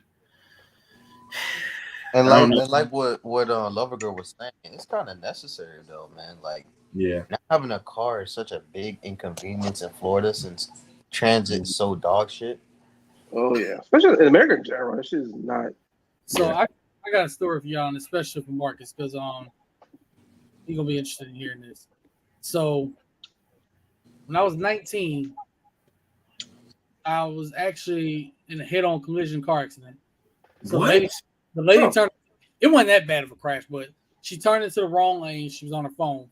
I was on my way to class actually, and she turned into my car.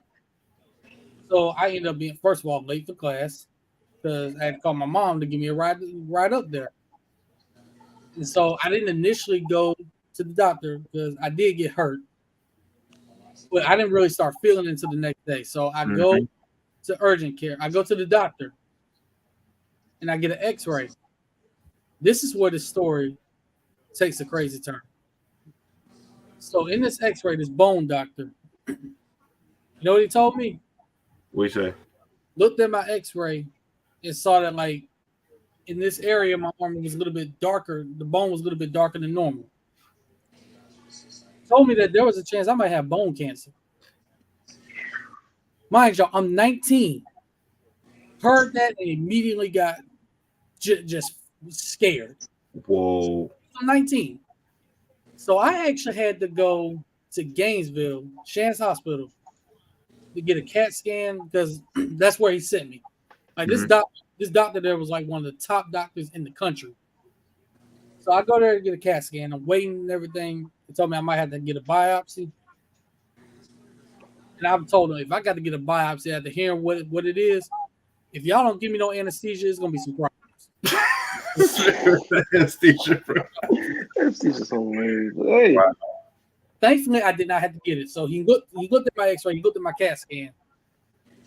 Thankfully, it wasn't bone cancer. He told me I had something else. It was something called fibrous dysplasia. Right. Now, I remember, I'm 19 at the time. He said apparently he was able to trace it back. I apparently had it since I was 12. Holy crap. Didn't even know it. And it's not even anything really serious. Yeah. It looked like it was in the process of going away, so it might be gone now. But like that's how crazy one car accident. I say this every day now. That particular car accident was a blessing in disguise. Yep. Because what if I did have bone cancer? That's true, bro. I've known it. That's so true. I get the trauma of I get the trauma not wanting to drive because you don't want that to happen. Like you don't want to be in a head-on collision. Nobody does.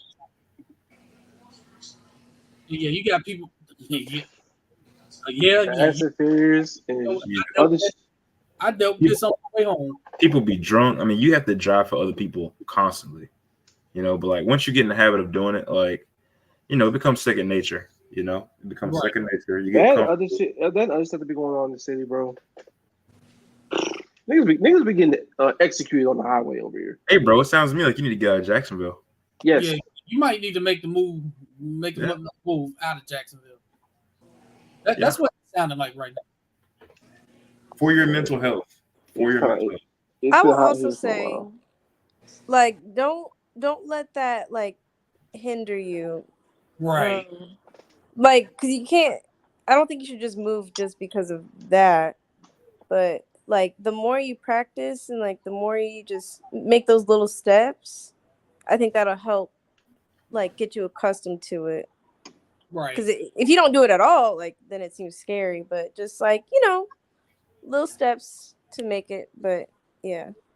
There are more benefits to driving and having a car than not. Because, bro, ain't nothing like people like, bro, I just want to get me a slice of pizza from somewhere. Like, you just go get you some pizza. You know what I'm saying? Like, you going to Taco Bell or something? Hey, bro, I want to go to the movies. You'd be like, all right, let me go get my stuff together, go to the movies. Or let me go to the Orange and Blue game. I just want to go to Gainesville to see what's up. And also for V-Day edition, like there is nothing more amazing as a woman for a man to ask me out on a date and he picks me up and I don't have to worry about nothing. Like I'm passenger princess and then he took the words right out of my mouth. Oh, Question. I was just gonna ask, are you a passenger princess? Yes. I'll help drive if like it's a road trip or something, but I'm just saying like in regards to disappeared. Especially like asking a girl out on the first date, like it's being a gentleman to pick her up, open the door for her and drive her, to the date and just all of that. So yeah. I'm putting it like this. You ask her out on the first date, you better drive. Oh yeah, for sure. You can't ask her out and have her drive like what? Well, AB, I'll give you a little story of my own about driving, bro. Because I'm a South Georgia dude. That's where I got all my driving experience. But when I went to FAU, I had a car finally my senior year, which is crazy because I didn't have one before. But when I came back down during the COVID year, I had a car.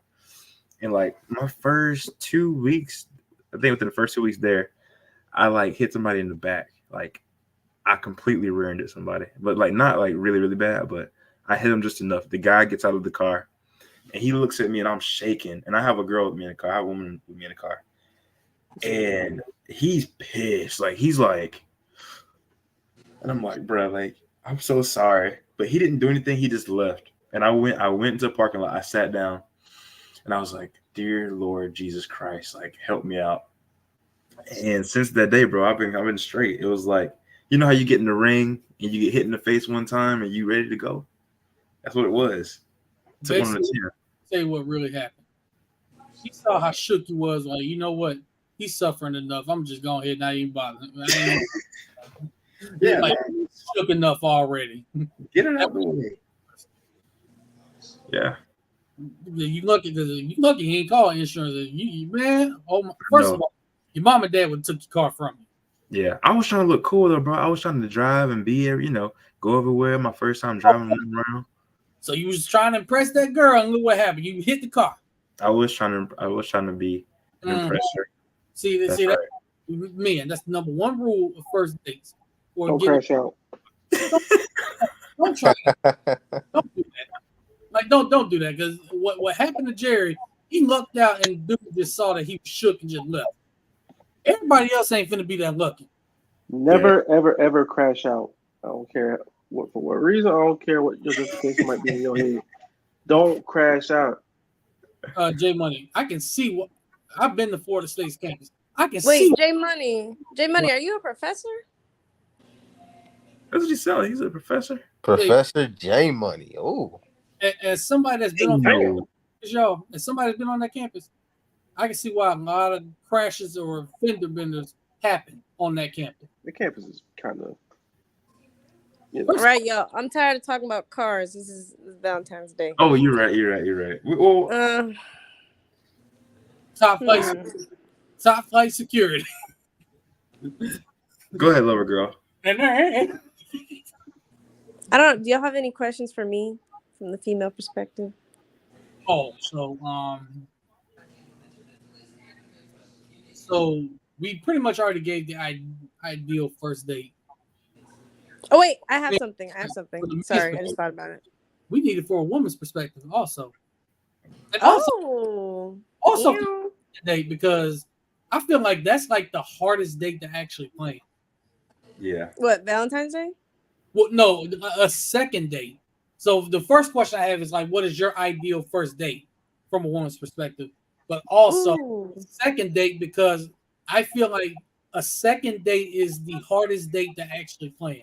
First of all, you have to actually get to a second date. That's period. That's okay. I love this. So, again, it depends on the person, but I think it's really admirable for a guy asking a girl on a first date, like, you know, because he's still getting to know her. So, like, oh, like, what are some things you like? Like, just taking notes of things that she might be interested in at first, you know? So, like, for me, I think this would be good for any person, honestly, but an activity, right? Instead of the typical, like, dinner date as a first date, like, you're sitting eye to eye in front of each other at dinner, eating in front of each other for the first time. Like, I think doing, like, an activity and then dinner would be better, you know?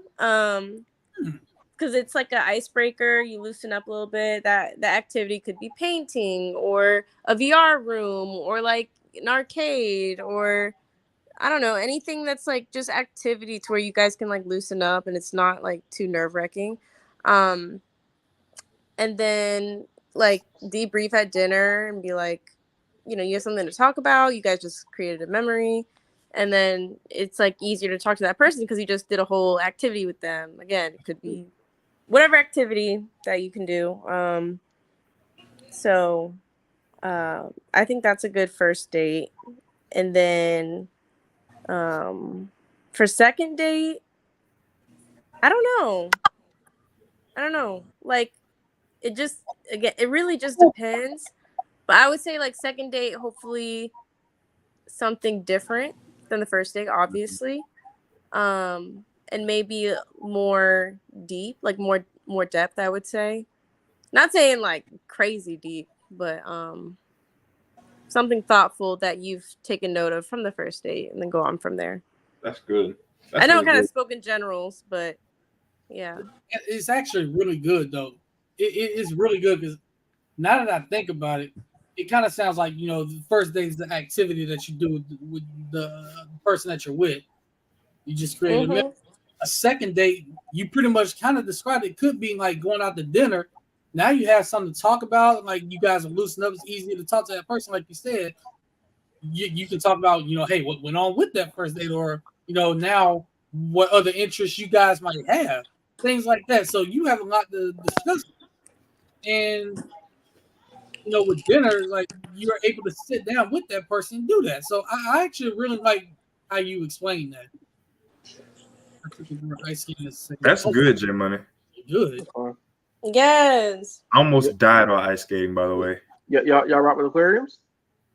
Yeah. Yeah, aquariums are pretty good, but the ones down here in South Florida aren't the best. Hey man, I know people that personally, aquariums are cool. I wouldn't do that as a first date. Like when I say like activities, it's like actually doing something active. Like, you know, walking through aquariums, you're looking at fish and stuff. But like, so like I don't like movie, like going to the movie theater or like aquariums to an extent, because it's just like we're just watching something. We're not interacting with each other. Does that make sense? So like it could be go-karting, it could be bowling, it could be again like an arcade or some type of game, or it could be tennis, like just anything.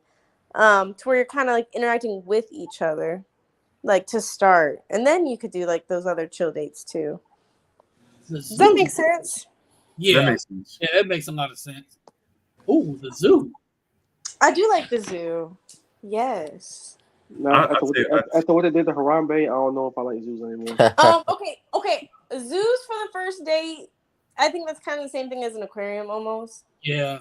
Maybe I'm just biased because I prefer zoos over aquariums, but what if it's like what if you both like you love make animals? an activity out of it. What if you both love animals and then you guys like, you know, talk about your passions as far as animals? You know what I'm saying? Like I think I think that's good. I think it would be really cute if, like, you know, typically the guy would try to make an activity out of it instead of just y'all walking around looking at animals. Like, do something creative about it if you want to go to the zoo that bad. So he meant that as a second date, that's fine. As a second date, that's perfect. Yeah. I would say, yeah, as a second date, yeah. I'm like, then I get that. So yeah. I mean, one time I went to the aquarium and we saw turtles humping each other. So that's a memory to have. Happy Valentine's Day to those turtles. Huh? Happy Valentine's Day to those turtles. Lover girl. Okay, so lover girl. After that, where are you getting dinner? Does it matter the place? What was it named? McDonald's. Mm-hmm. Would you like to go to Applebee's, Chili's? No.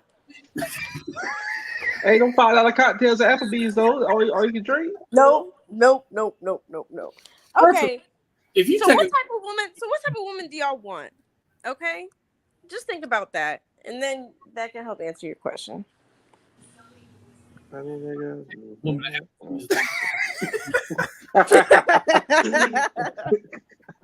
not a woman no damn Applebee's. No, I'm not. First of all, I don't want to get killed by her. So where are you taking it? It's got to be somewhere. It's got to be somewhere nice, somewhere more chill than that. Like Maggiano's. So hold on, let me speak on this. Let me speak on this. Let me speak on this real quick. Go ahead. Let me speak on this. It does not and I understand it's a lot of money to date. I get it, especially from a man's perspective. If you're expected to foot the bill and like you want to be that guy, then it's a lot. So I understand that. So it's like you don't have to ball out and go to the fanciest restaurant. Definitely first date, like something nice for sure, but nothing crazy. And then for the dates moving forward, I think it's admirable for a guy to like take note of local spots that aren't chains, you know, because it also shows like his heart and thoughtfulness of really seeking out a place that's not a typical chain.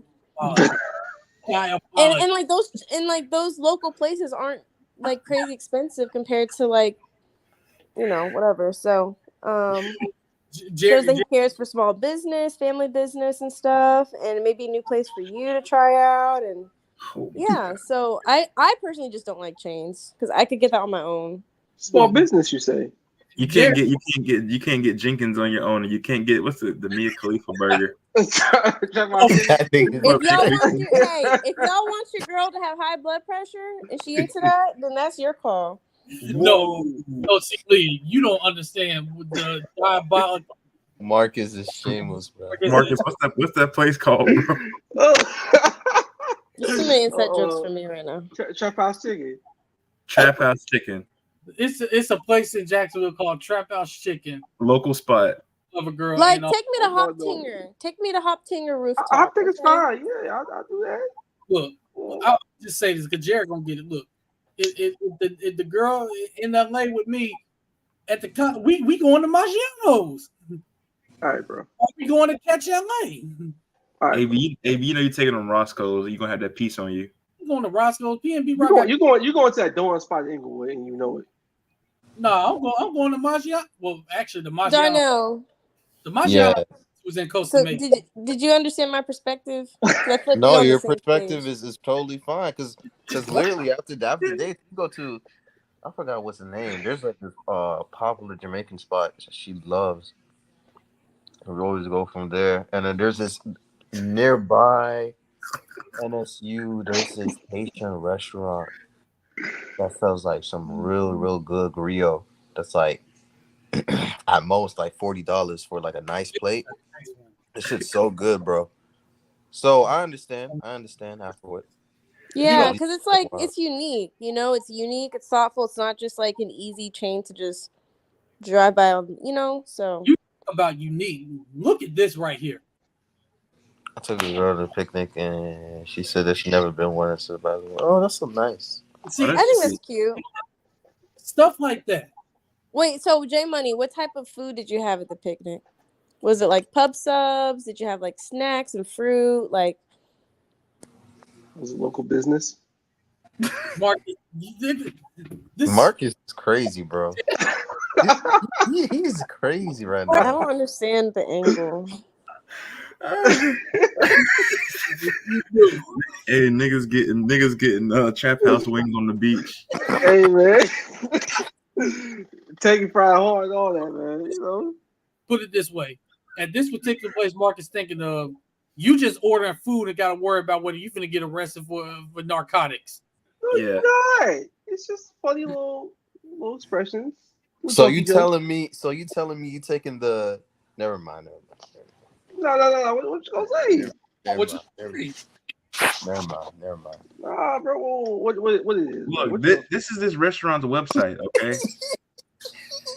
Shut the show. Did you have to do that? Hey, get that off your phone. I know, why is it on your phone? It's right here. It's the food. What? Nicki Minaj shrimp right there. Nicki Minaj shrimp. Did I see that? Did I actually see that? Okay. No, wait, hold up. Is that what Anyways, Anyway, let's- sorry, little girl. But a picnic is something. You know what? That's something I gotta. Yeah. J Money. Yeah. What? Oh, here it is. Oh, you good? J Money cooks. Let's talk about it. Man. That is not my What you was chefing up? Let's talk about it. Glad you did this because this is one thing I always said that even before getting married that I'm gonna do. I'm gonna cook for her. Like put it. Say you home from work, right? And you call your girl, ask how she's doing. If she sounds like she's had a hard day or a little frustrated, you know what I'm gonna do? I'm gonna be getting dinner ready, whatever she want to eat. Yes. You get home, this is gonna be the kicker right here. If she's one that takes bath water gonna be ready. Wait. Wait. Hold on. If she the one that takes baths. Like, Girl, you know stay, what I mean? take a bath. Girl, you stay. Take a bath. That is crazy, man. Wow. Wait, Hey, that what you doing? Your girl said ain't taking the advice. Yes, bro. It was so good, bro. That game was amazing. It was Dang. amazing. That's for you, Darnell. But what I mean is, like, if I know she's had a hard day, she's gonna want to relax. Yes. Yeah. There you go. Like, I'm gonna have it ready. By the time she gets out, dinner's gonna be ready. I'm gonna just have everything. Basically, I'm telling her, look, you ain't gotta worry about nothing. Amen. I got this. Come on. And you gonna clean up From New Orleans. after you cook? Yeah. Doing dishes. Hallelujah. Doing dishes and everything. Like, you ain't gotta worry about nothing. Oof. Because she done had a hard day already. Why even have her lift the finger? She done already drive home frustrated because she done had a hard day. All right, AV. Pause. I'm gonna nip this in the bud real quick. So, she done had a long day. Same thing, but the Gators are playing for the state, or actually no, for the Georgia game. It's on a Saturday. She had a long Saturday. She said, "Babe, I really I need to spend time with you. Like, I really don't want to watch the game. My head is hurting. You make her a meal. Game start at 3:30, but you make her a meal at 3:20, right? She wants you to cook at 3:20. You can't watch none of the game, and she don't want you to watch the game. She wants you to lay in bed with her and just kind of talk to her, watch a movie. You doing that still? I can answer this. Cook her a meal that'll put her to sleep. Okay? That's it. It's a win-win. the fact that a woman said that just gave me that just gave me all the credit I need to get. I know for now. Yeah. Make Shayna some was- mac and cheese. You're gonna miss like 10 minutes of the game, maybe 15 minutes of the game, but just make some mac and cheese, some whatever else that's gonna put her to sleep. Give her a coma. It I know ain't, some I'll put her to sleep. That's really special, and that tastes great. it ain't What? Not like that, you dunce. I know what your face is looking at. I'm gonna be honest, y'all. Not even trying to be funny. She already know that ain't gonna be possible. I'm not gonna miss that. She already. I can't co-sign that. Besides, the game will So start to 3:40 under anyway. under no circumstances are you missing the Gator games. Is that what you're telling me? No. And they be Jerry, and they be Marcus. That was Savior. But to be honest, I'm gonna be keeping up with it one way or another. When I'm watching it, or I'm keeping up with it on my phone. But when you It's keep it being on your It's phone, recorded. You can rewind. You can watch it back. That's true, but it's nothing like watching it live. Like let's say Right. George. We talk about the first 15 minutes. If she says 3:20, the game started at 3:30. You make that food real quick. Oh yeah, I'm You miss like 10 minutes of the game, and then she put to sleep, and then you good for the rest of the game. Yeah, I do. Well, yeah, I'm gonna do that. okay. What if she want to go on a date though during the game and she don't want you to be on your phone? She say, "I want intentional time." You can't keep up with the game at all. Okay, so let me ask this question. Following up with Jerry, say that you and you guys are wife, like husband wife. Okay, this is like serious, not Okay. just girlfriend. All right. And y'all both have crazy schedules during the week. Again, you want career-minded women and you're a career-minded man or whatever. So, like, you guys are both busy during the week, okay? And then there's also sports during the week. And then there's also podcasts during the week. And so when y'all get home, there's no intentional time. So, like, This person. and so This is so say that spiteful. it's the weekend. Oh, but there's more sports, college football and NFL football. So that you have no time with your significant other, with your wife, the whole week because y'all both working long schedules, making good money and a living or whatever. But then it's like your wife is like, dang, like she loves quality time. That's her love language. And there's no time on Monday, Tuesday, Wednesday, Thursday, Fridays, football, basketball, podcast, whatever. I Saturday, think we all know Sunday. the answer. You I got this. gotta give Where- up. You gotta give up, man. You gotta give up. No. I ain't gonna lie, though. This is all Football cool. But game, like, one of them college basketball games. You don't see it. Hey, there's so many, especially NBA. Yeah. Yeah. You can miss like 20. You'll be You fine. can miss 20 games, yeah. Yeah, I still you'll don't be go fine. wrong. Yeah, NFL is gonna be a little tough, but hey, I would. NBA, you if can that's your definitely we're wife, talking about No, free Dawkins and specifically- highlight Oh, heaven yeah. got me. Okay, but specifically the weekend. We're talking specifically the weekend because it's hard to do stuff during the week, right? And like your weekend is your free time outside of work and stuff. So I ain't like, gonna lie though. This sounds like every single like couple that's ever existed that has like two major careers going on. They'll never see each other. but the weekends is their time. I'm gonna go. I know with my parents, Sunday's the day where they legit like. Well, Saturday afternoons as well. Saturday afternoons, Sunday mornings. They really are together for most of the time from there, and then after that they devolve. But there are like times, like for instance, like my dad, like he took off 2 weeks from work around Yeah. December, even though he had some time off, just to spend time with my mom from there. Yeah. So that's just something like. Mm, Just some sacrifice you gotta do from that That's aspect. facts. I love that. I'm gonna go somewhere with this. You say during the week there's no time to spend with them. Yes, there is. Okay, Because you- hey, I already know you have this answer plan. I'm talking about the weekend, okay? Oh, I don't want to do jack during the week, but work and sleep and chill. We weekend. talking about the weekend. Look, when the season ends, we got all the time in the world. He's crazy, bro. I'm telling you. Good You're luck. lying. Sayonara. But then again, it's all about like how you build that relationship. Right.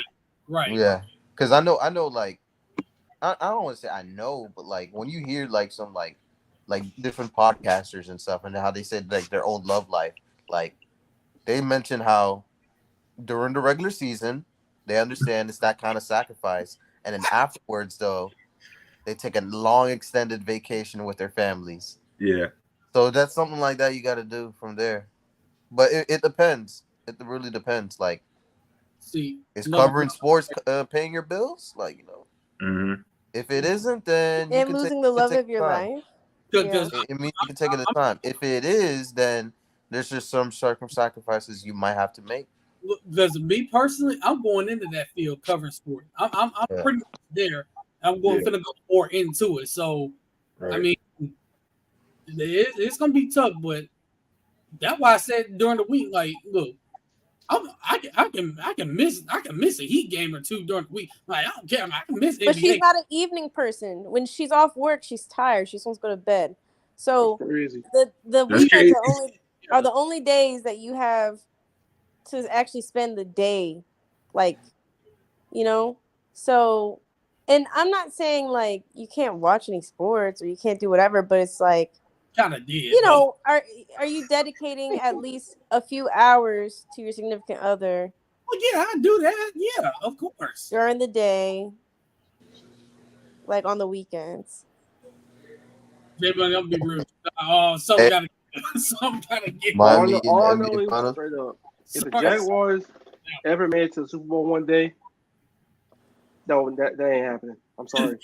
You're like, you leave me alone. Okay, obviously, if it's the finals and stuff, y'all gonna watch that together. I'm talking about like just Regular season grind, and it's like, Yeah, I miss. like I, if my thing is if I am with my husband and I haven't had intentional time with him for over a month, like on the weekends, that's just not gonna work. Well, And like I'm I can have fun by myself, but it's like say that significant other.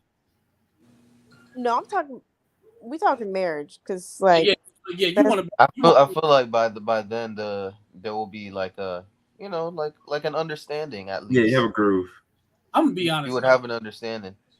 If Because like even like here's a good example, like Skip Bayless, like he's mentioned how like straight up like his wife knows that like his career is such a huge important thing. From there she knows that it's number two, that she's Trust the number two to process. that. Now that's Dang. kind of crazy, and that's Ernestine wild. trusts the process. is this Like a white man?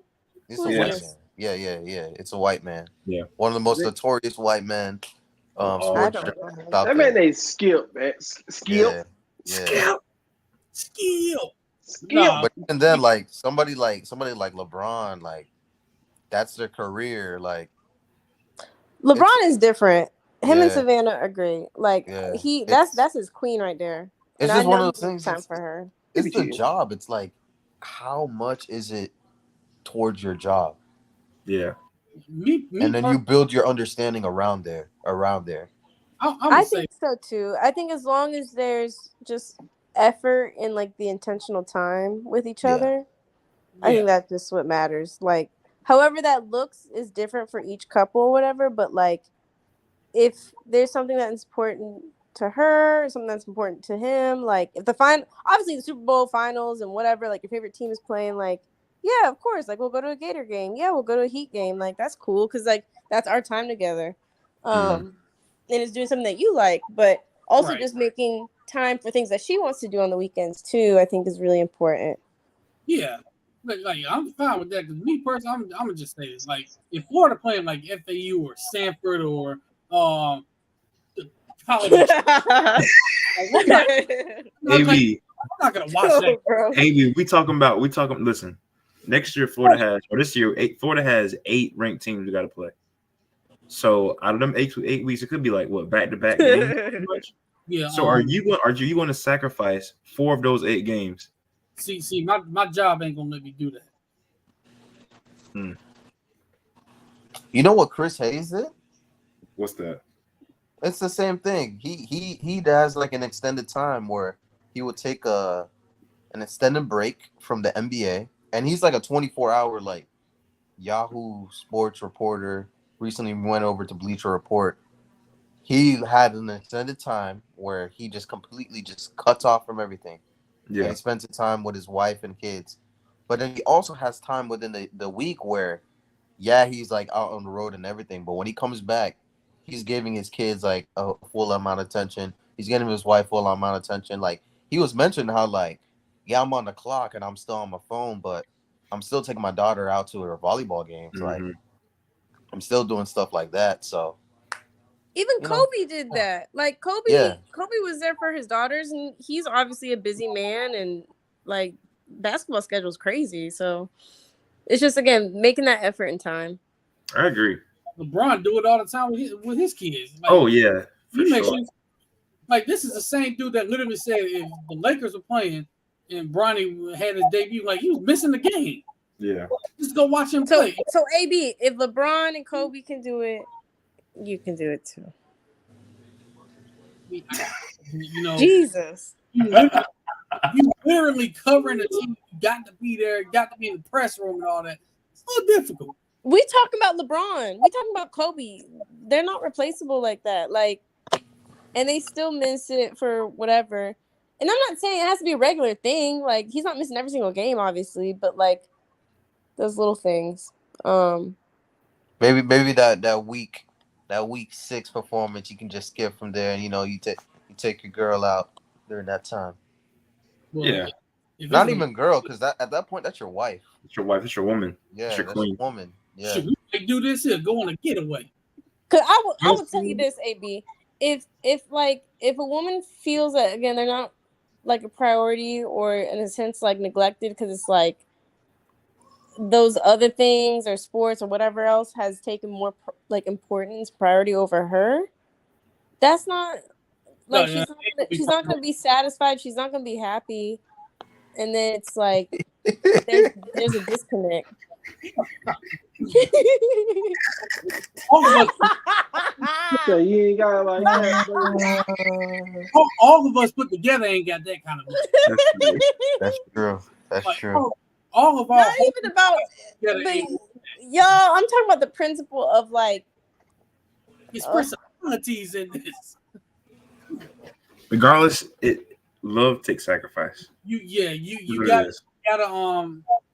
gotta make sure you continue to y'all know if y'all know who Jaheim is, he said it best. You gotta put that woman first.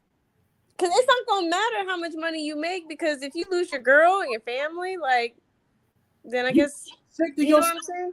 You gonna end up like A. Smith, just a horny old man. That's crazy. What do you say about Latinas, bro? What do you say about them? That's crazy. I mean, or like Shaquille O'Neal, what Shaquille O'Neal said about Ice Spice, and he has a broken home. He does have a broken home, yeah. That's definitely he good. That is one of my goals, like not to have a broken home. I don't need that in my life. So even if we're not together, man, we're gonna be strong co-parent at least. And get this, y'all. Like the major key in life, and it's not even out of like selfish intent, but if y'all take care of your woman and your family, you gonna be taken care of tenfold. You know what I'm saying? Yeah. Like, and not just taken care of in the sense of like financially providing or whatever, but like being present, being emotionally there, being like, again, just their security, their safety, like all of that, and just feeling their regard, and again being present. So she gonna cook for you, she gonna wash your drawers, all that. That's crazy. Drawers got to be brought up, man. I'm washing my own drawers. I'm washing my own drawers. I'm good. Everything else. Okay. Segue to another question. So again, say y'all husband and wife, because this is the only situation I can think of. It's your money. Husband and wife, y'all have kids, whatever. What is your ideal setup of responsibilities in the house and kids and stuff? Kids cleaning your own damn room. Huh? Kids clean their own damn room. And it better be clean before I come up in there. I will say for me, I like washing clothes. Like, I don't know. It just brings peace of mind. Like, listen to my music, wash clothes. So I'm cool with that. Folding clothes. I'm cool J. with Cole. Yeah, so I'm down with doing that. I cleaned bathrooms at FAU and people had mold all over. So I'm cool with that stuff. Oh, You know what I'm saying? So I'm used to doing that. That's fine. I guess like as long as we're like a team, you know what I'm saying? Like if we cook stuff, then we can clean the dishes together. Just don't be having me doing it and you're not gonna help out. Like long as Okay, if I cook, you can clean. Ooh. Like, and then if you cook, I'll clean. Okay, never mind. Yeah. When I was going at first, I was like, wait a minute. All right, hold up. I see that. Yeah, I see Like that. team effort, balance. Yeah, that's what what if I got a dishwasher? Let me stop. See, Nasty. my uncle. But me personally, I don't want to feel like I'm doing more than she is, and vice versa. Mm-hmm. Yeah. Like if we're a team on that, like for example, I could wash clothes. Maybe she puts them in the dryer. We both fold clothes, things like that. Okay. Or we both wash dishes. We both cook. Yeah, that's fast, bro. Yeah. If you both cook, you can both wash the dishes. Who's doing taxes? Who's better financially at doing taxes? There's the communication, baby. See, that's the thing. I'm just gonna hire somebody at that point. Yeah, like Turbo tax it. PPA, man. I don't have time to deal with that. I'll hire somebody. Like, that's fine. Somebody to Especially filing jointly. Like, I want all the benefits. So basically, what you're saying is you're gonna pay somebody else to do your taxes for you. Turbo tax it. The fuck? Yes. TurboTax be robbing. I'm learning. But anyways, They do rob you. yeah, boy.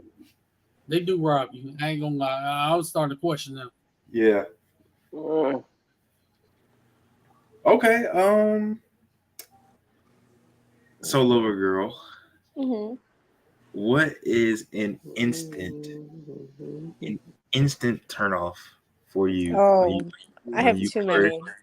Well, give me like your top 5. A whole list for that too. Yes. Instant turnoffs. Oh gosh, there's so many. I'm a survivor. Okay, in regards to probably first dates, and also a disclaimer for those who don't know me, I have respect and value for myself, and I have a present father in my life and whatever. So he's a blueprint. Anyways, so Unhinged. Wait. All you need to know is I'm not. All right. Anyways, RESPECT. Okay. No, I'm just giving out so in regards to first dates, right? Like communication can be a turnoff if the men just really don't know how to communicate or follow up, be like, hey, I'll be picking you up at so and so time. Like if they don't say anything and it's the day of the date, what's going on? 2, if he don't open the door for me, especially first date, I don't know. But again, that's me personally. This is just me. Some women don't care, and that's fine. But this is just me. These are my preferences. So I just want to give that disclaimer. This is not all women. But yeah. What else? Oh, hygiene. If he don't smell good, if he smell a little funky, as soon as I walk past him or I hug him, that's an issue. If he don't clean his ears, that's an issue. Hey niggas, I got y'all on game on that, on the smell good. Yep. I got y'all on that. I got y'all. Hygiene. I think hygiene is a huge thing. Huge thing. Because hygiene, you can control. You can control your hygiene. Okay. That's right. There's some physical things you can't control, but you can control your hygiene. What? No, this is not related to Jerry. This is just in general. But I get hygiene. Who is J Money? Do they know me or something? That's not our J Money that we know from personal life. That's our boy J Money right there. Who is J Money? Jay Money's the feds. Is that, He goes wrong. wait, is Jay Money? Is that Lyric? No, it's not Larry. Nah. Oh, because I was thinking Tallahassee, but he's in Georgia. Never mind. Yeah. But hygiene is definitely important. Hygiene is so key because again, there's some physical things you just can't control or change, but you can control your hygiene. It's just nasty. And same thing with hygiene is bad breath.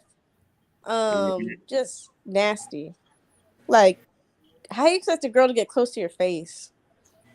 Anyways, Hey, some niggas got Xeria still, man. Somebody, dry mouth, You like that, you know what I'm saying? You gotta, I don't like. And again, I'm just talking about random stuff. This could be like superficial, but turn offs. Not really into gamblers because it's just like it just seems irresponsible unless you're good No at parlay. No parlay. yo, respect my 15 legger. You know what I'm unless saying? you're good at it. If you ain't good at it, then Somebody bet like, on Jawan Jennings throwing a pass. Throwing a touchdown. but not just gambling, but just overall like financially irresponsible. Because look, that's these three right here. How good I am at that. All right, bro. I trust him. Chewing with your mouth open, not understanding like etiquette, especially at dinner and stuff. Because like I'm a businesswoman, I go to a lot of networking events. If I can't trust you to be around like my colleagues or like at these events and dinners and stuff, like if you can't make a woman want you soon as you walk through the door, something's wrong. Crazy verbiage. But yeah, definitely hygiene. Anyways, going back to that. But yeah, etiquette, there's so many things, y'all. What am I missing? Well, you probably got a few more things. A few more, yeah. Turn offs. It's like situational. Like I had to. Most of yours, I would say, from what you've told. Oh, a man who don't know how to do things. Like, you mean like a handyman know how to fix things? Just you don't have to be an expert, but at least like. But again, this is my preference. I love just traditional men and manly men and whatever. So like, if you don't know how to do things, what you know what I'm saying? Like, I know how to change a tire. I know how to do all these things. I was taught these things. I taught myself, or my dad showed me the way. Like, if my man don't know how to handle like a basic situation, that's like, oh, You don't want no Toms. So if your man can't recognize the check engine oil light is on, then he needs to. I mean, that's just so sassy to me. That's so sassy to me. And then he can't fight, get out of sight. No, but that goes into, and again, disclaimer, I date to marry, right? I'm not just like just trying to have fun. Like, no, like I'm already looking for qualities of the person I want to be with or spend the rest of my life with. So if you can't even take care of yourself or your car or whatever, like what do I need you for? Like, if I'm taking notice of it before you are, I think that's an issue to an extent. Or if like, again, he doesn't know how to do basic things, like the basics.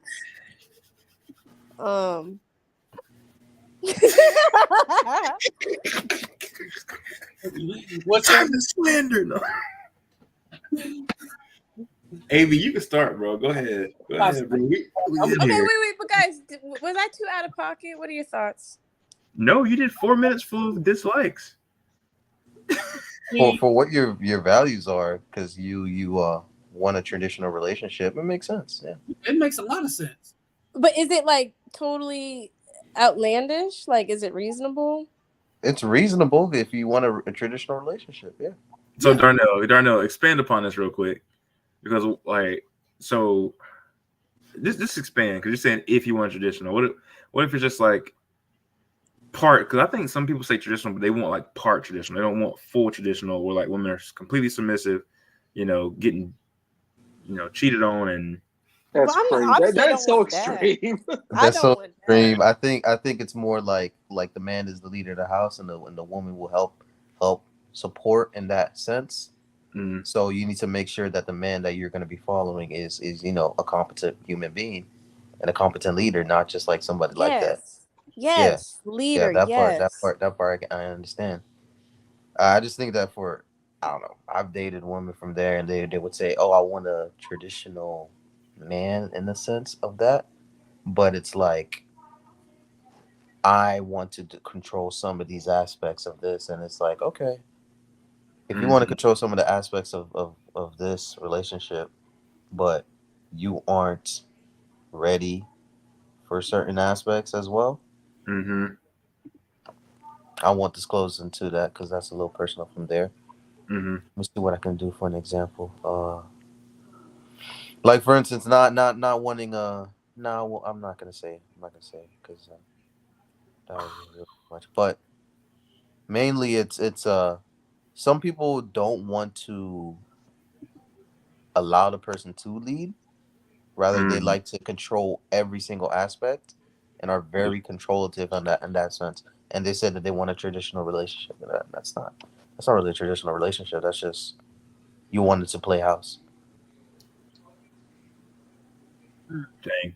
Yeah. See, and I get that perspective. And I also think like it's a matter of like if a woman wants a man to lead and the man wants to lead and he wants a traditional woman as well, Hmm. like are are those two people competent in those roles? So I Exactly. think that's just where the big question is, because it's like I'm not gonna follow lead to a guy who's like an absolute fool and don't have sense at all. You know what I'm saying? But like if I do find a man that does have sense and like knows how to lead in certain aspects, like I can follow suit.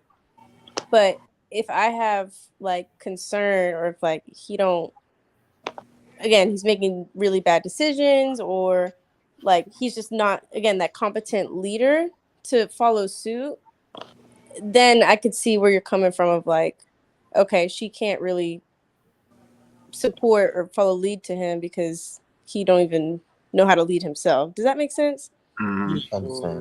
Understand from So, that. um, yeah. So, But I think some people just need to know like what it means to be in a traditional relationship. Like what? Yeah, like define that and like what are the roles? Exactly. Yeah. right. And Because and then that could and that yes. can what's the word I'm looking for? That can be custom too. Like it just depends on the relationship and stuff. Like sometimes men are better cooks than women, you know, so maybe the man is like the main chef and go to for like family meals and stuff, and the woman is more like finance oriented, so she does the finances. So it really depends on the people and like their strengths and stuff. Mm-hmm. um so that's also something to consider. Yeah, I agree. Now, Fellas. Yeah, AB, go ahead, man. Go ahead. I'm gonna let Marcus go first on this one. Oh, Marcus. Yeah, Marcus. Wait, what? Let's go. All right. I really want to know who Jay Money is. Well, Jay Money also wants to know who Lover Girl is, so I guess nobody will find out anything. All right. My personal turnoffs in a woman. My personal turnoffs. Okay. I have quite a few turnoffs. Things that don't, move the needle for said He finna cook. personal interests. Yep. One, Jerry saw this up close once Ooh, in a late March night. I like women that are kind of outgoing and all that. But you gotta shut the fuck up sometimes. You gotta shut the fuck up sometimes. You feel me? Like, be out there is cool. I ain't gonna dim your light. I ain't gonna do that to nobody. But there's some times where I am a very introverted individual. I'm like, please stop. Please. For the love Yeah. of God. Don't be hard headed. Be very open to, critiques sometimes. yep. Not put downs, never Mm-hmm. that, but open to honest discussion. Yeah. You can't say you want open, honest discussion until you get it, and then you all of a sudden shut the fuck down. Right. That and well, simply put, can you deal with me? Well, I ain't gonna be like deal with me, but can you understand my demeanor in the way I communicate, the way I talk? Sometimes, like I'm not a rude person. Y'all know that. Yeah. I'm a very honest person. Yeah. Some people get it, some people don't. So as long as we can, see eye on that, we good. If not, you've been chopped.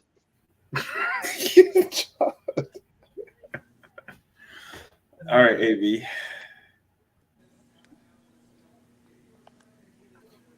No problem. So me personally, I would say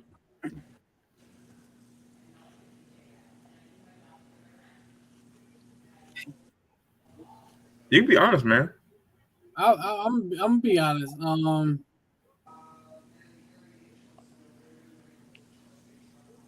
Like I will say, as much as I do like to communicate, I do agree with Marcus in a sense. As much as I can communicate, if I'm in like one of those moods where it's like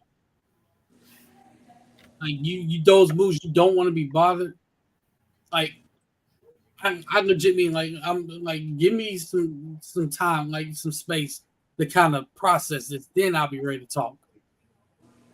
So like you got to give me a little time first before you want to talk immediately.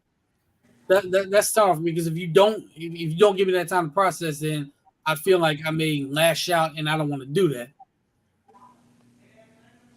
So that's one. Another one for me would be like it all goes back to communicating with me. Like if you're not willing to talk, then I'm gonna feel like what am I doing here? Like what are we doing here? I hate passive aggressiveness. Ugh. It's pretty much that. We can teach you things that time. Yeah, that's a I will say this. So basically, Proverbs 21:9 says, biblically speaking, it is better to dwell in the corner of the housetop than with a brawling woman in the White House. Basically saying it's better to live in a desert than with a quarrelsome and nagging wife. I'm a peaceful person, right? Like I am extremely peaceful. I'll be vibing, I'll be chilling. Twin. Bro, if I'm in a peaceful state, do not like nag me to a point where like I just want to get away from you. Like understand that, sometimes when I'm quiet it's for a reason. I'm thinking, I'm trying to get myself together, trying to prepare myself for something. Or, I'm just had a long day. So I think just understand like Marcus said, like my demeanor. I'm understanding that I want to be in peace. I want to have my hour or two where I'm kind of just vibing. If I'm playing 2K, I need that time. Like, trust me, it's better that I get that than just be like, passive aggressive and just kind of like, ugh. So that's one thing. Another thing is hygiene. Like, bro, I don't like dirty toes. I like nice toes. Okay. Amen. I like nice toes. Hey, my nigga Dre like feet. There is also a particular scent that I cannot stand. Please make sure that you're cleaning yourself. Like, please, like I beg. Like, I love women, but y'all got to make sure y'all clean. If y'all not clean, bro, it's gonna be tough for me. Okay. Women. Yes, a woman that likes to argue, trying to like pick certain things to argue about, nitpicking, taking me off my mission. Like that is something I dislike a lot. I would say like a lazy woman as well. A lazy woman that expects a lot out of you, that won't like give back, in return. Like I don't like that either. So it's a few things I've learned over the course of the years. Woman disregards your interest. If she disregards your interest, ain't it? Dang. Damn. Jesus. That's kind of crazy. And turn into Samuel Jackson in that one movie. Had that girl in that chain. Oh my god. Oh my gosh. You doing watching that movie? Oh, let's add her back in. Let's see. Yeah, For me, number one thing, I hate, and I absolutely hate pretentious people. Pretentious people who think they're above other people, people who think that they can't do certain things, or who expect little from people based off of any type of demographic. I hate that. That includes whether you're treating somebody because they're somebody different, or you think that you're superior than others, so you don't have to engage in certain activities. I hate that. Yes. Absolutely. FSU students, yes. My whole entire life, I've been going to PWI institutions, so I've dealt with that my entire life, and that really upsets me whenever I get that kind of thing. Mm-hmm. What else? Somebody who's very dismissive. Mm-hmm. I think that can overall like ruin a vibe or anything like that.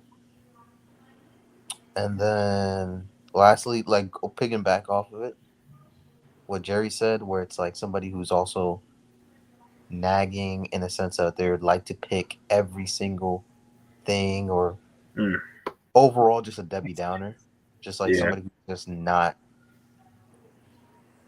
who just always sees the negative into things. Like I don't want to be like, oh, like I ask you how's your day and something like that, and every single time it's like it's terrible, it's bad, it's something like that. Like, yeah, you can go through some down periods, but we want to make sure that we're building towards something good. right. And if everything is negative, when are you going to be able to at least see some types of positives? So, yep, just those little 30 things for me. Hey, what did J. Cole say? There's beauty in the street. Yeah. How do y'all feel about like super friendly women? Nothing wrong with that. To a certain extent, there's nothing wrong with that. Yeah. Super friendly woman. Yeah. Not the type of woman I would date, to be honest. Cause like I'm secure one, but like if you're super friendly, I just feel like it puts everybody in a bad situation. Like you get dudes to get shot over friendly women. You know what I'm saying? He's paranoid as hell. Yeah, like, there's good intentions, like people who have good intentions and just are just like overall good people, and people who just like over the top. Yeah, and I feel like a lot of people would like mistaken those two, and they're a little bit extra off of those top. Like there's a lot of like that extra thing that applies to both genders, male and woman. Now, what about clinginess? Clinginess? Leave me the fuck alone sometimes, please. Two in it, like I do like it at times. Sometimes, if it's getting in the way of my daily activities, I would say like then I started like nah. Because one time I was talking to this one girl, and I would be doing my homework, and like she'd get pissed at me because I was doing homework. She'd be like, "Oh, I guess you don't care about me. Like, good night." And I'm like, "I got to do my homework. I got to study," and that was something I just knew I couldn't deal with. Like what the hell was this? 2019. Oh no. Yeah. I know that ain't who I think it is. Yeah, bro. It was. I didn't like it. It was not a fun time. It was not a fun time. Like, no. Is this what I think it is? It was not a fun time. It's not a fun time, bro. It is. Damn. And then that's where like a woman has to be secure in herself. If she's insecure, then she's going to be extra clingy at times because she doesn't trust you. You know what I'm saying? So stuff like that used to get to me. And I will say I was too friendly of a guy in a sense as well, because like I did have too many like women friends, and I can understand where somebody be. That you did. I did. But like, you have to trust me. Like, I'm not doing anything crazy.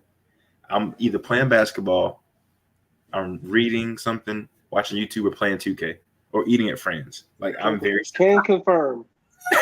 I'm super simple. So yeah. That's a wild and nasty allegation to throw against Gerald Brown Jr. Allegation. Wait, where? What am I looking at?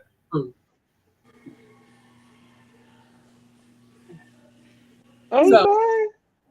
It's true, bro. It wasn't nothing wrong with it. Ain't nothing wrong with it. You know, Confirmed man himself. I'm telling you. there was one in particular that was Work devil. I ain't gonna say all that. I wasn't gonna say Back then, all that. correct. Back then. Now I don't. I have zero tolerance of like silly. Scumbags.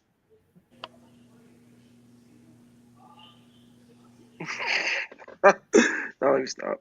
In all Insane. seriousness. Man. Yeah, we done Clinginess can be cute or obnoxious. Yeah. There is a very fine line. Please do not cross it.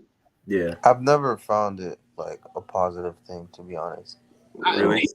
Really. Because it feels like it's always been like it's coming from a place of just like it's just insecurity. Everybody has insecurities, but if that's getting in the way of like a relationship where like you can't even like let me go do anything independently, that's nah.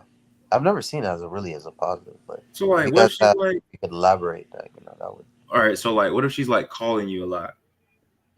Please stop fucking calling me all the time. I don't think that's like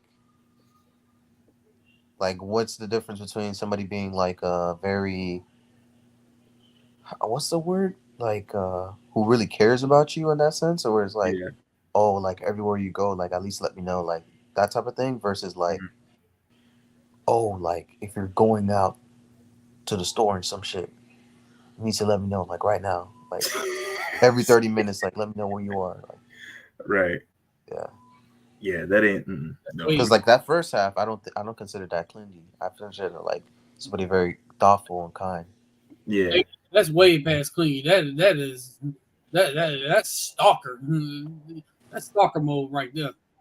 Yeah, bro. Yeah, like for real. Like you really have to. I think at some point it's almost like when you have like your best friend, it's cute and it's like caring. But like if she's just, oh, what are you doing? Like, why are you not responding to me? Da, da, da, da. Good night. I'm going to bed because you haven't responded to me in the last 15, 20 minutes. It's like, give me a break. Like seriously. Yeah, okay, leave me alone. Like, people got lives. You know what I'm saying? People got it.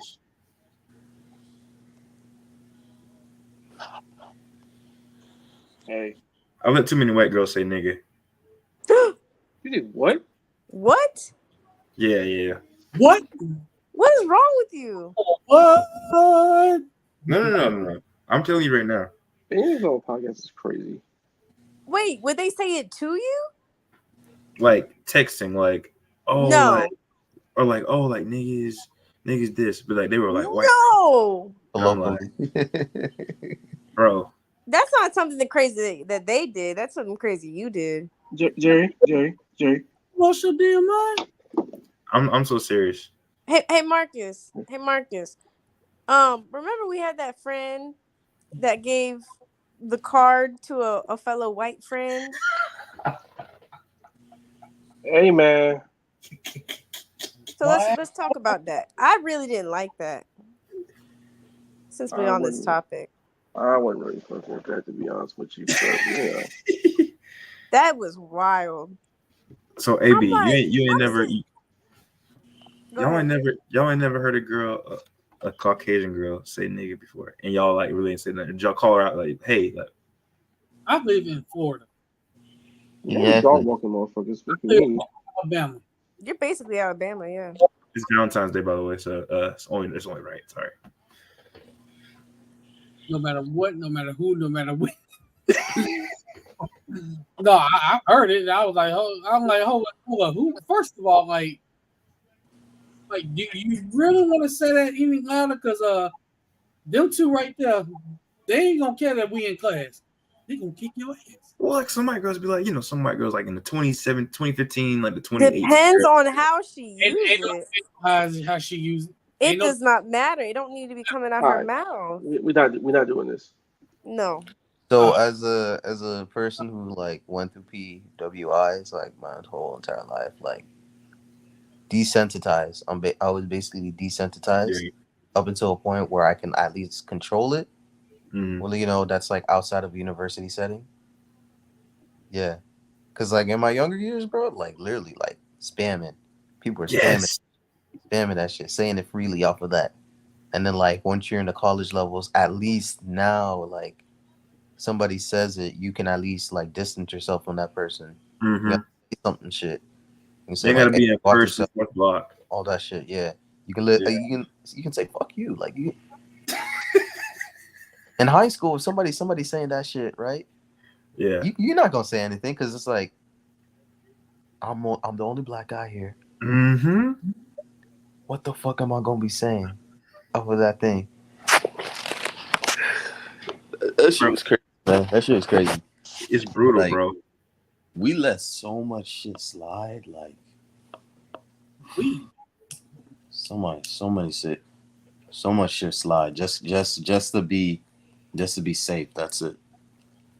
I don't know shit. So I don't know what y'all. Shit crazy, man. Shit School. crazy. I definitely let like I definitely let girls say that like in text like, oh, like I'm tired of dating all these like bad like niggas. But they could even be like they would refer to like anybody as niggas, like white Nope. men, Nope. you know. Nope. Heard a The, lot of the, that. Nope. use it. That's crazy. The fact Sure. that they use it is a problem. Jared, was this high school? If you go on Twitter and look at receipts of some of these girls y'all follow, y'all be surprised. That's all I'm gonna say. I'm not even That was surprised funny. because we live in Florida. Like it's literally one of those states where it's like you got white people saying it more than black folks. So it's like, yeah. Literally. Man, I'm just glad that I'm outside of that situation. Jared, how old were you when I this love my parents happened? for putting me in that. Like That 17, Okay, well, 17, 18. 17-year-old in Georgia. I mean, Bruh. It's South true. Georgia. No, but what about university, Jerry? University. A lot of girls weren't saying it as much in university from my experiences. Like they weren't saying as much. And I wasn't given like the room to say that in university. I did see a specific, I don't want to even put names out there, but there was an era. Y'all remember the era like people were getting exposed on Twitter? Yeah. mhm. And I had seen a few people using that word like loosely and using like other words. I'm like, wow, these people were like in my Twitter circle, or whatever, you know, and I was like, wow. So that's that. But I don't know, man. It's not tolerated like anymore. Then it stopped being tolerated. But in high school, like teenage years, late teen years, like exactly. it was It was weird, brutal. man. It was the bad times. I can't believe you allowed this to happen. Mm-hmm. Oh, did you say that?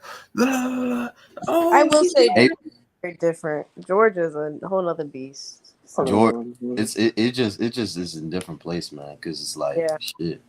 Georgia, they were legit. I mean, really. oh, Yeah.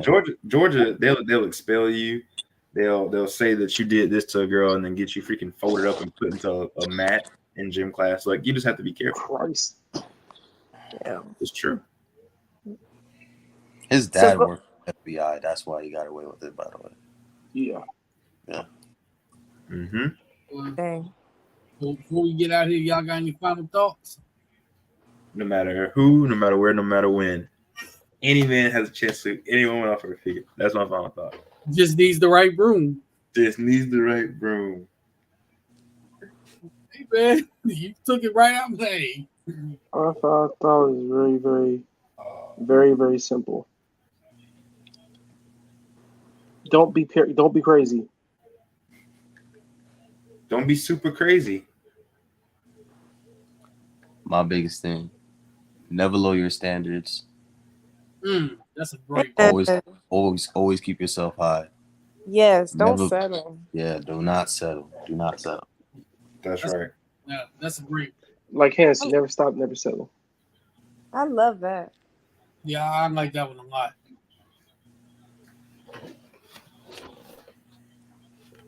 I would say both men and women, like, just at the end of the day, just be yourself.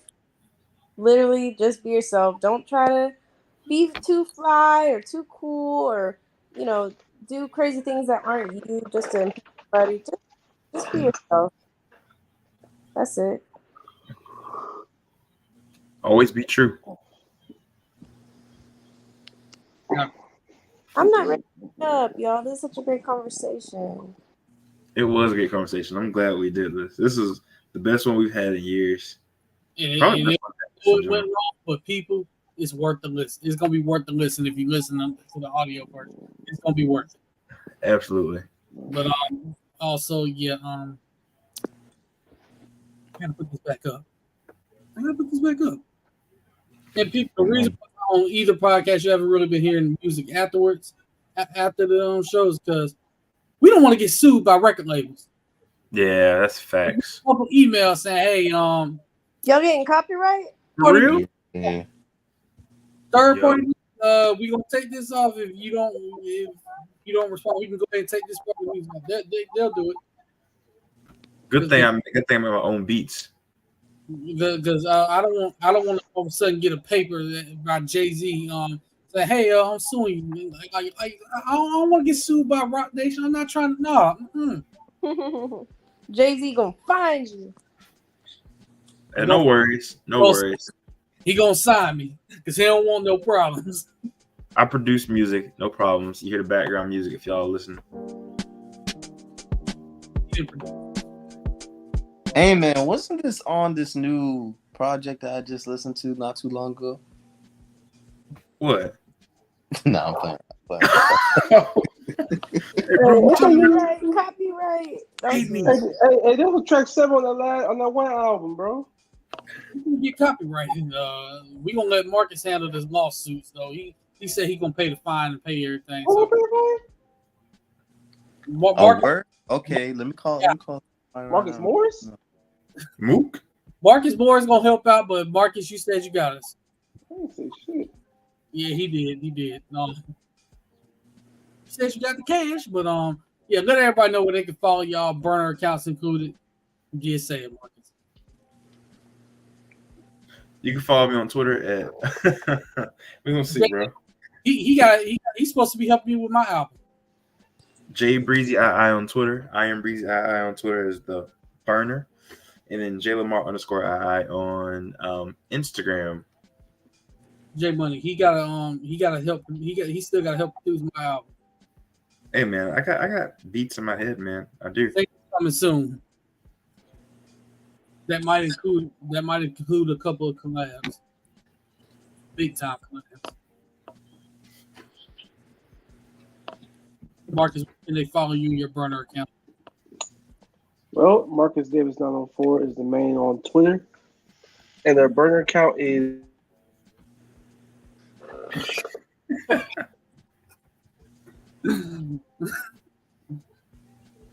Where can they follow you on all social media platforms?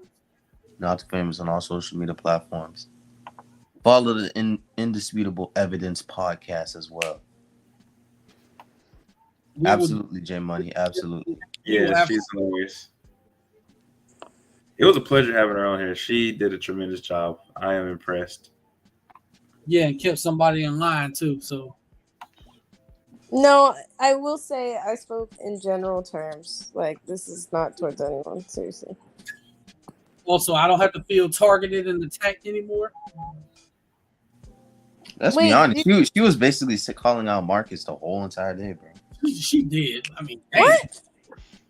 What are you talking about? I didn't call out nobody.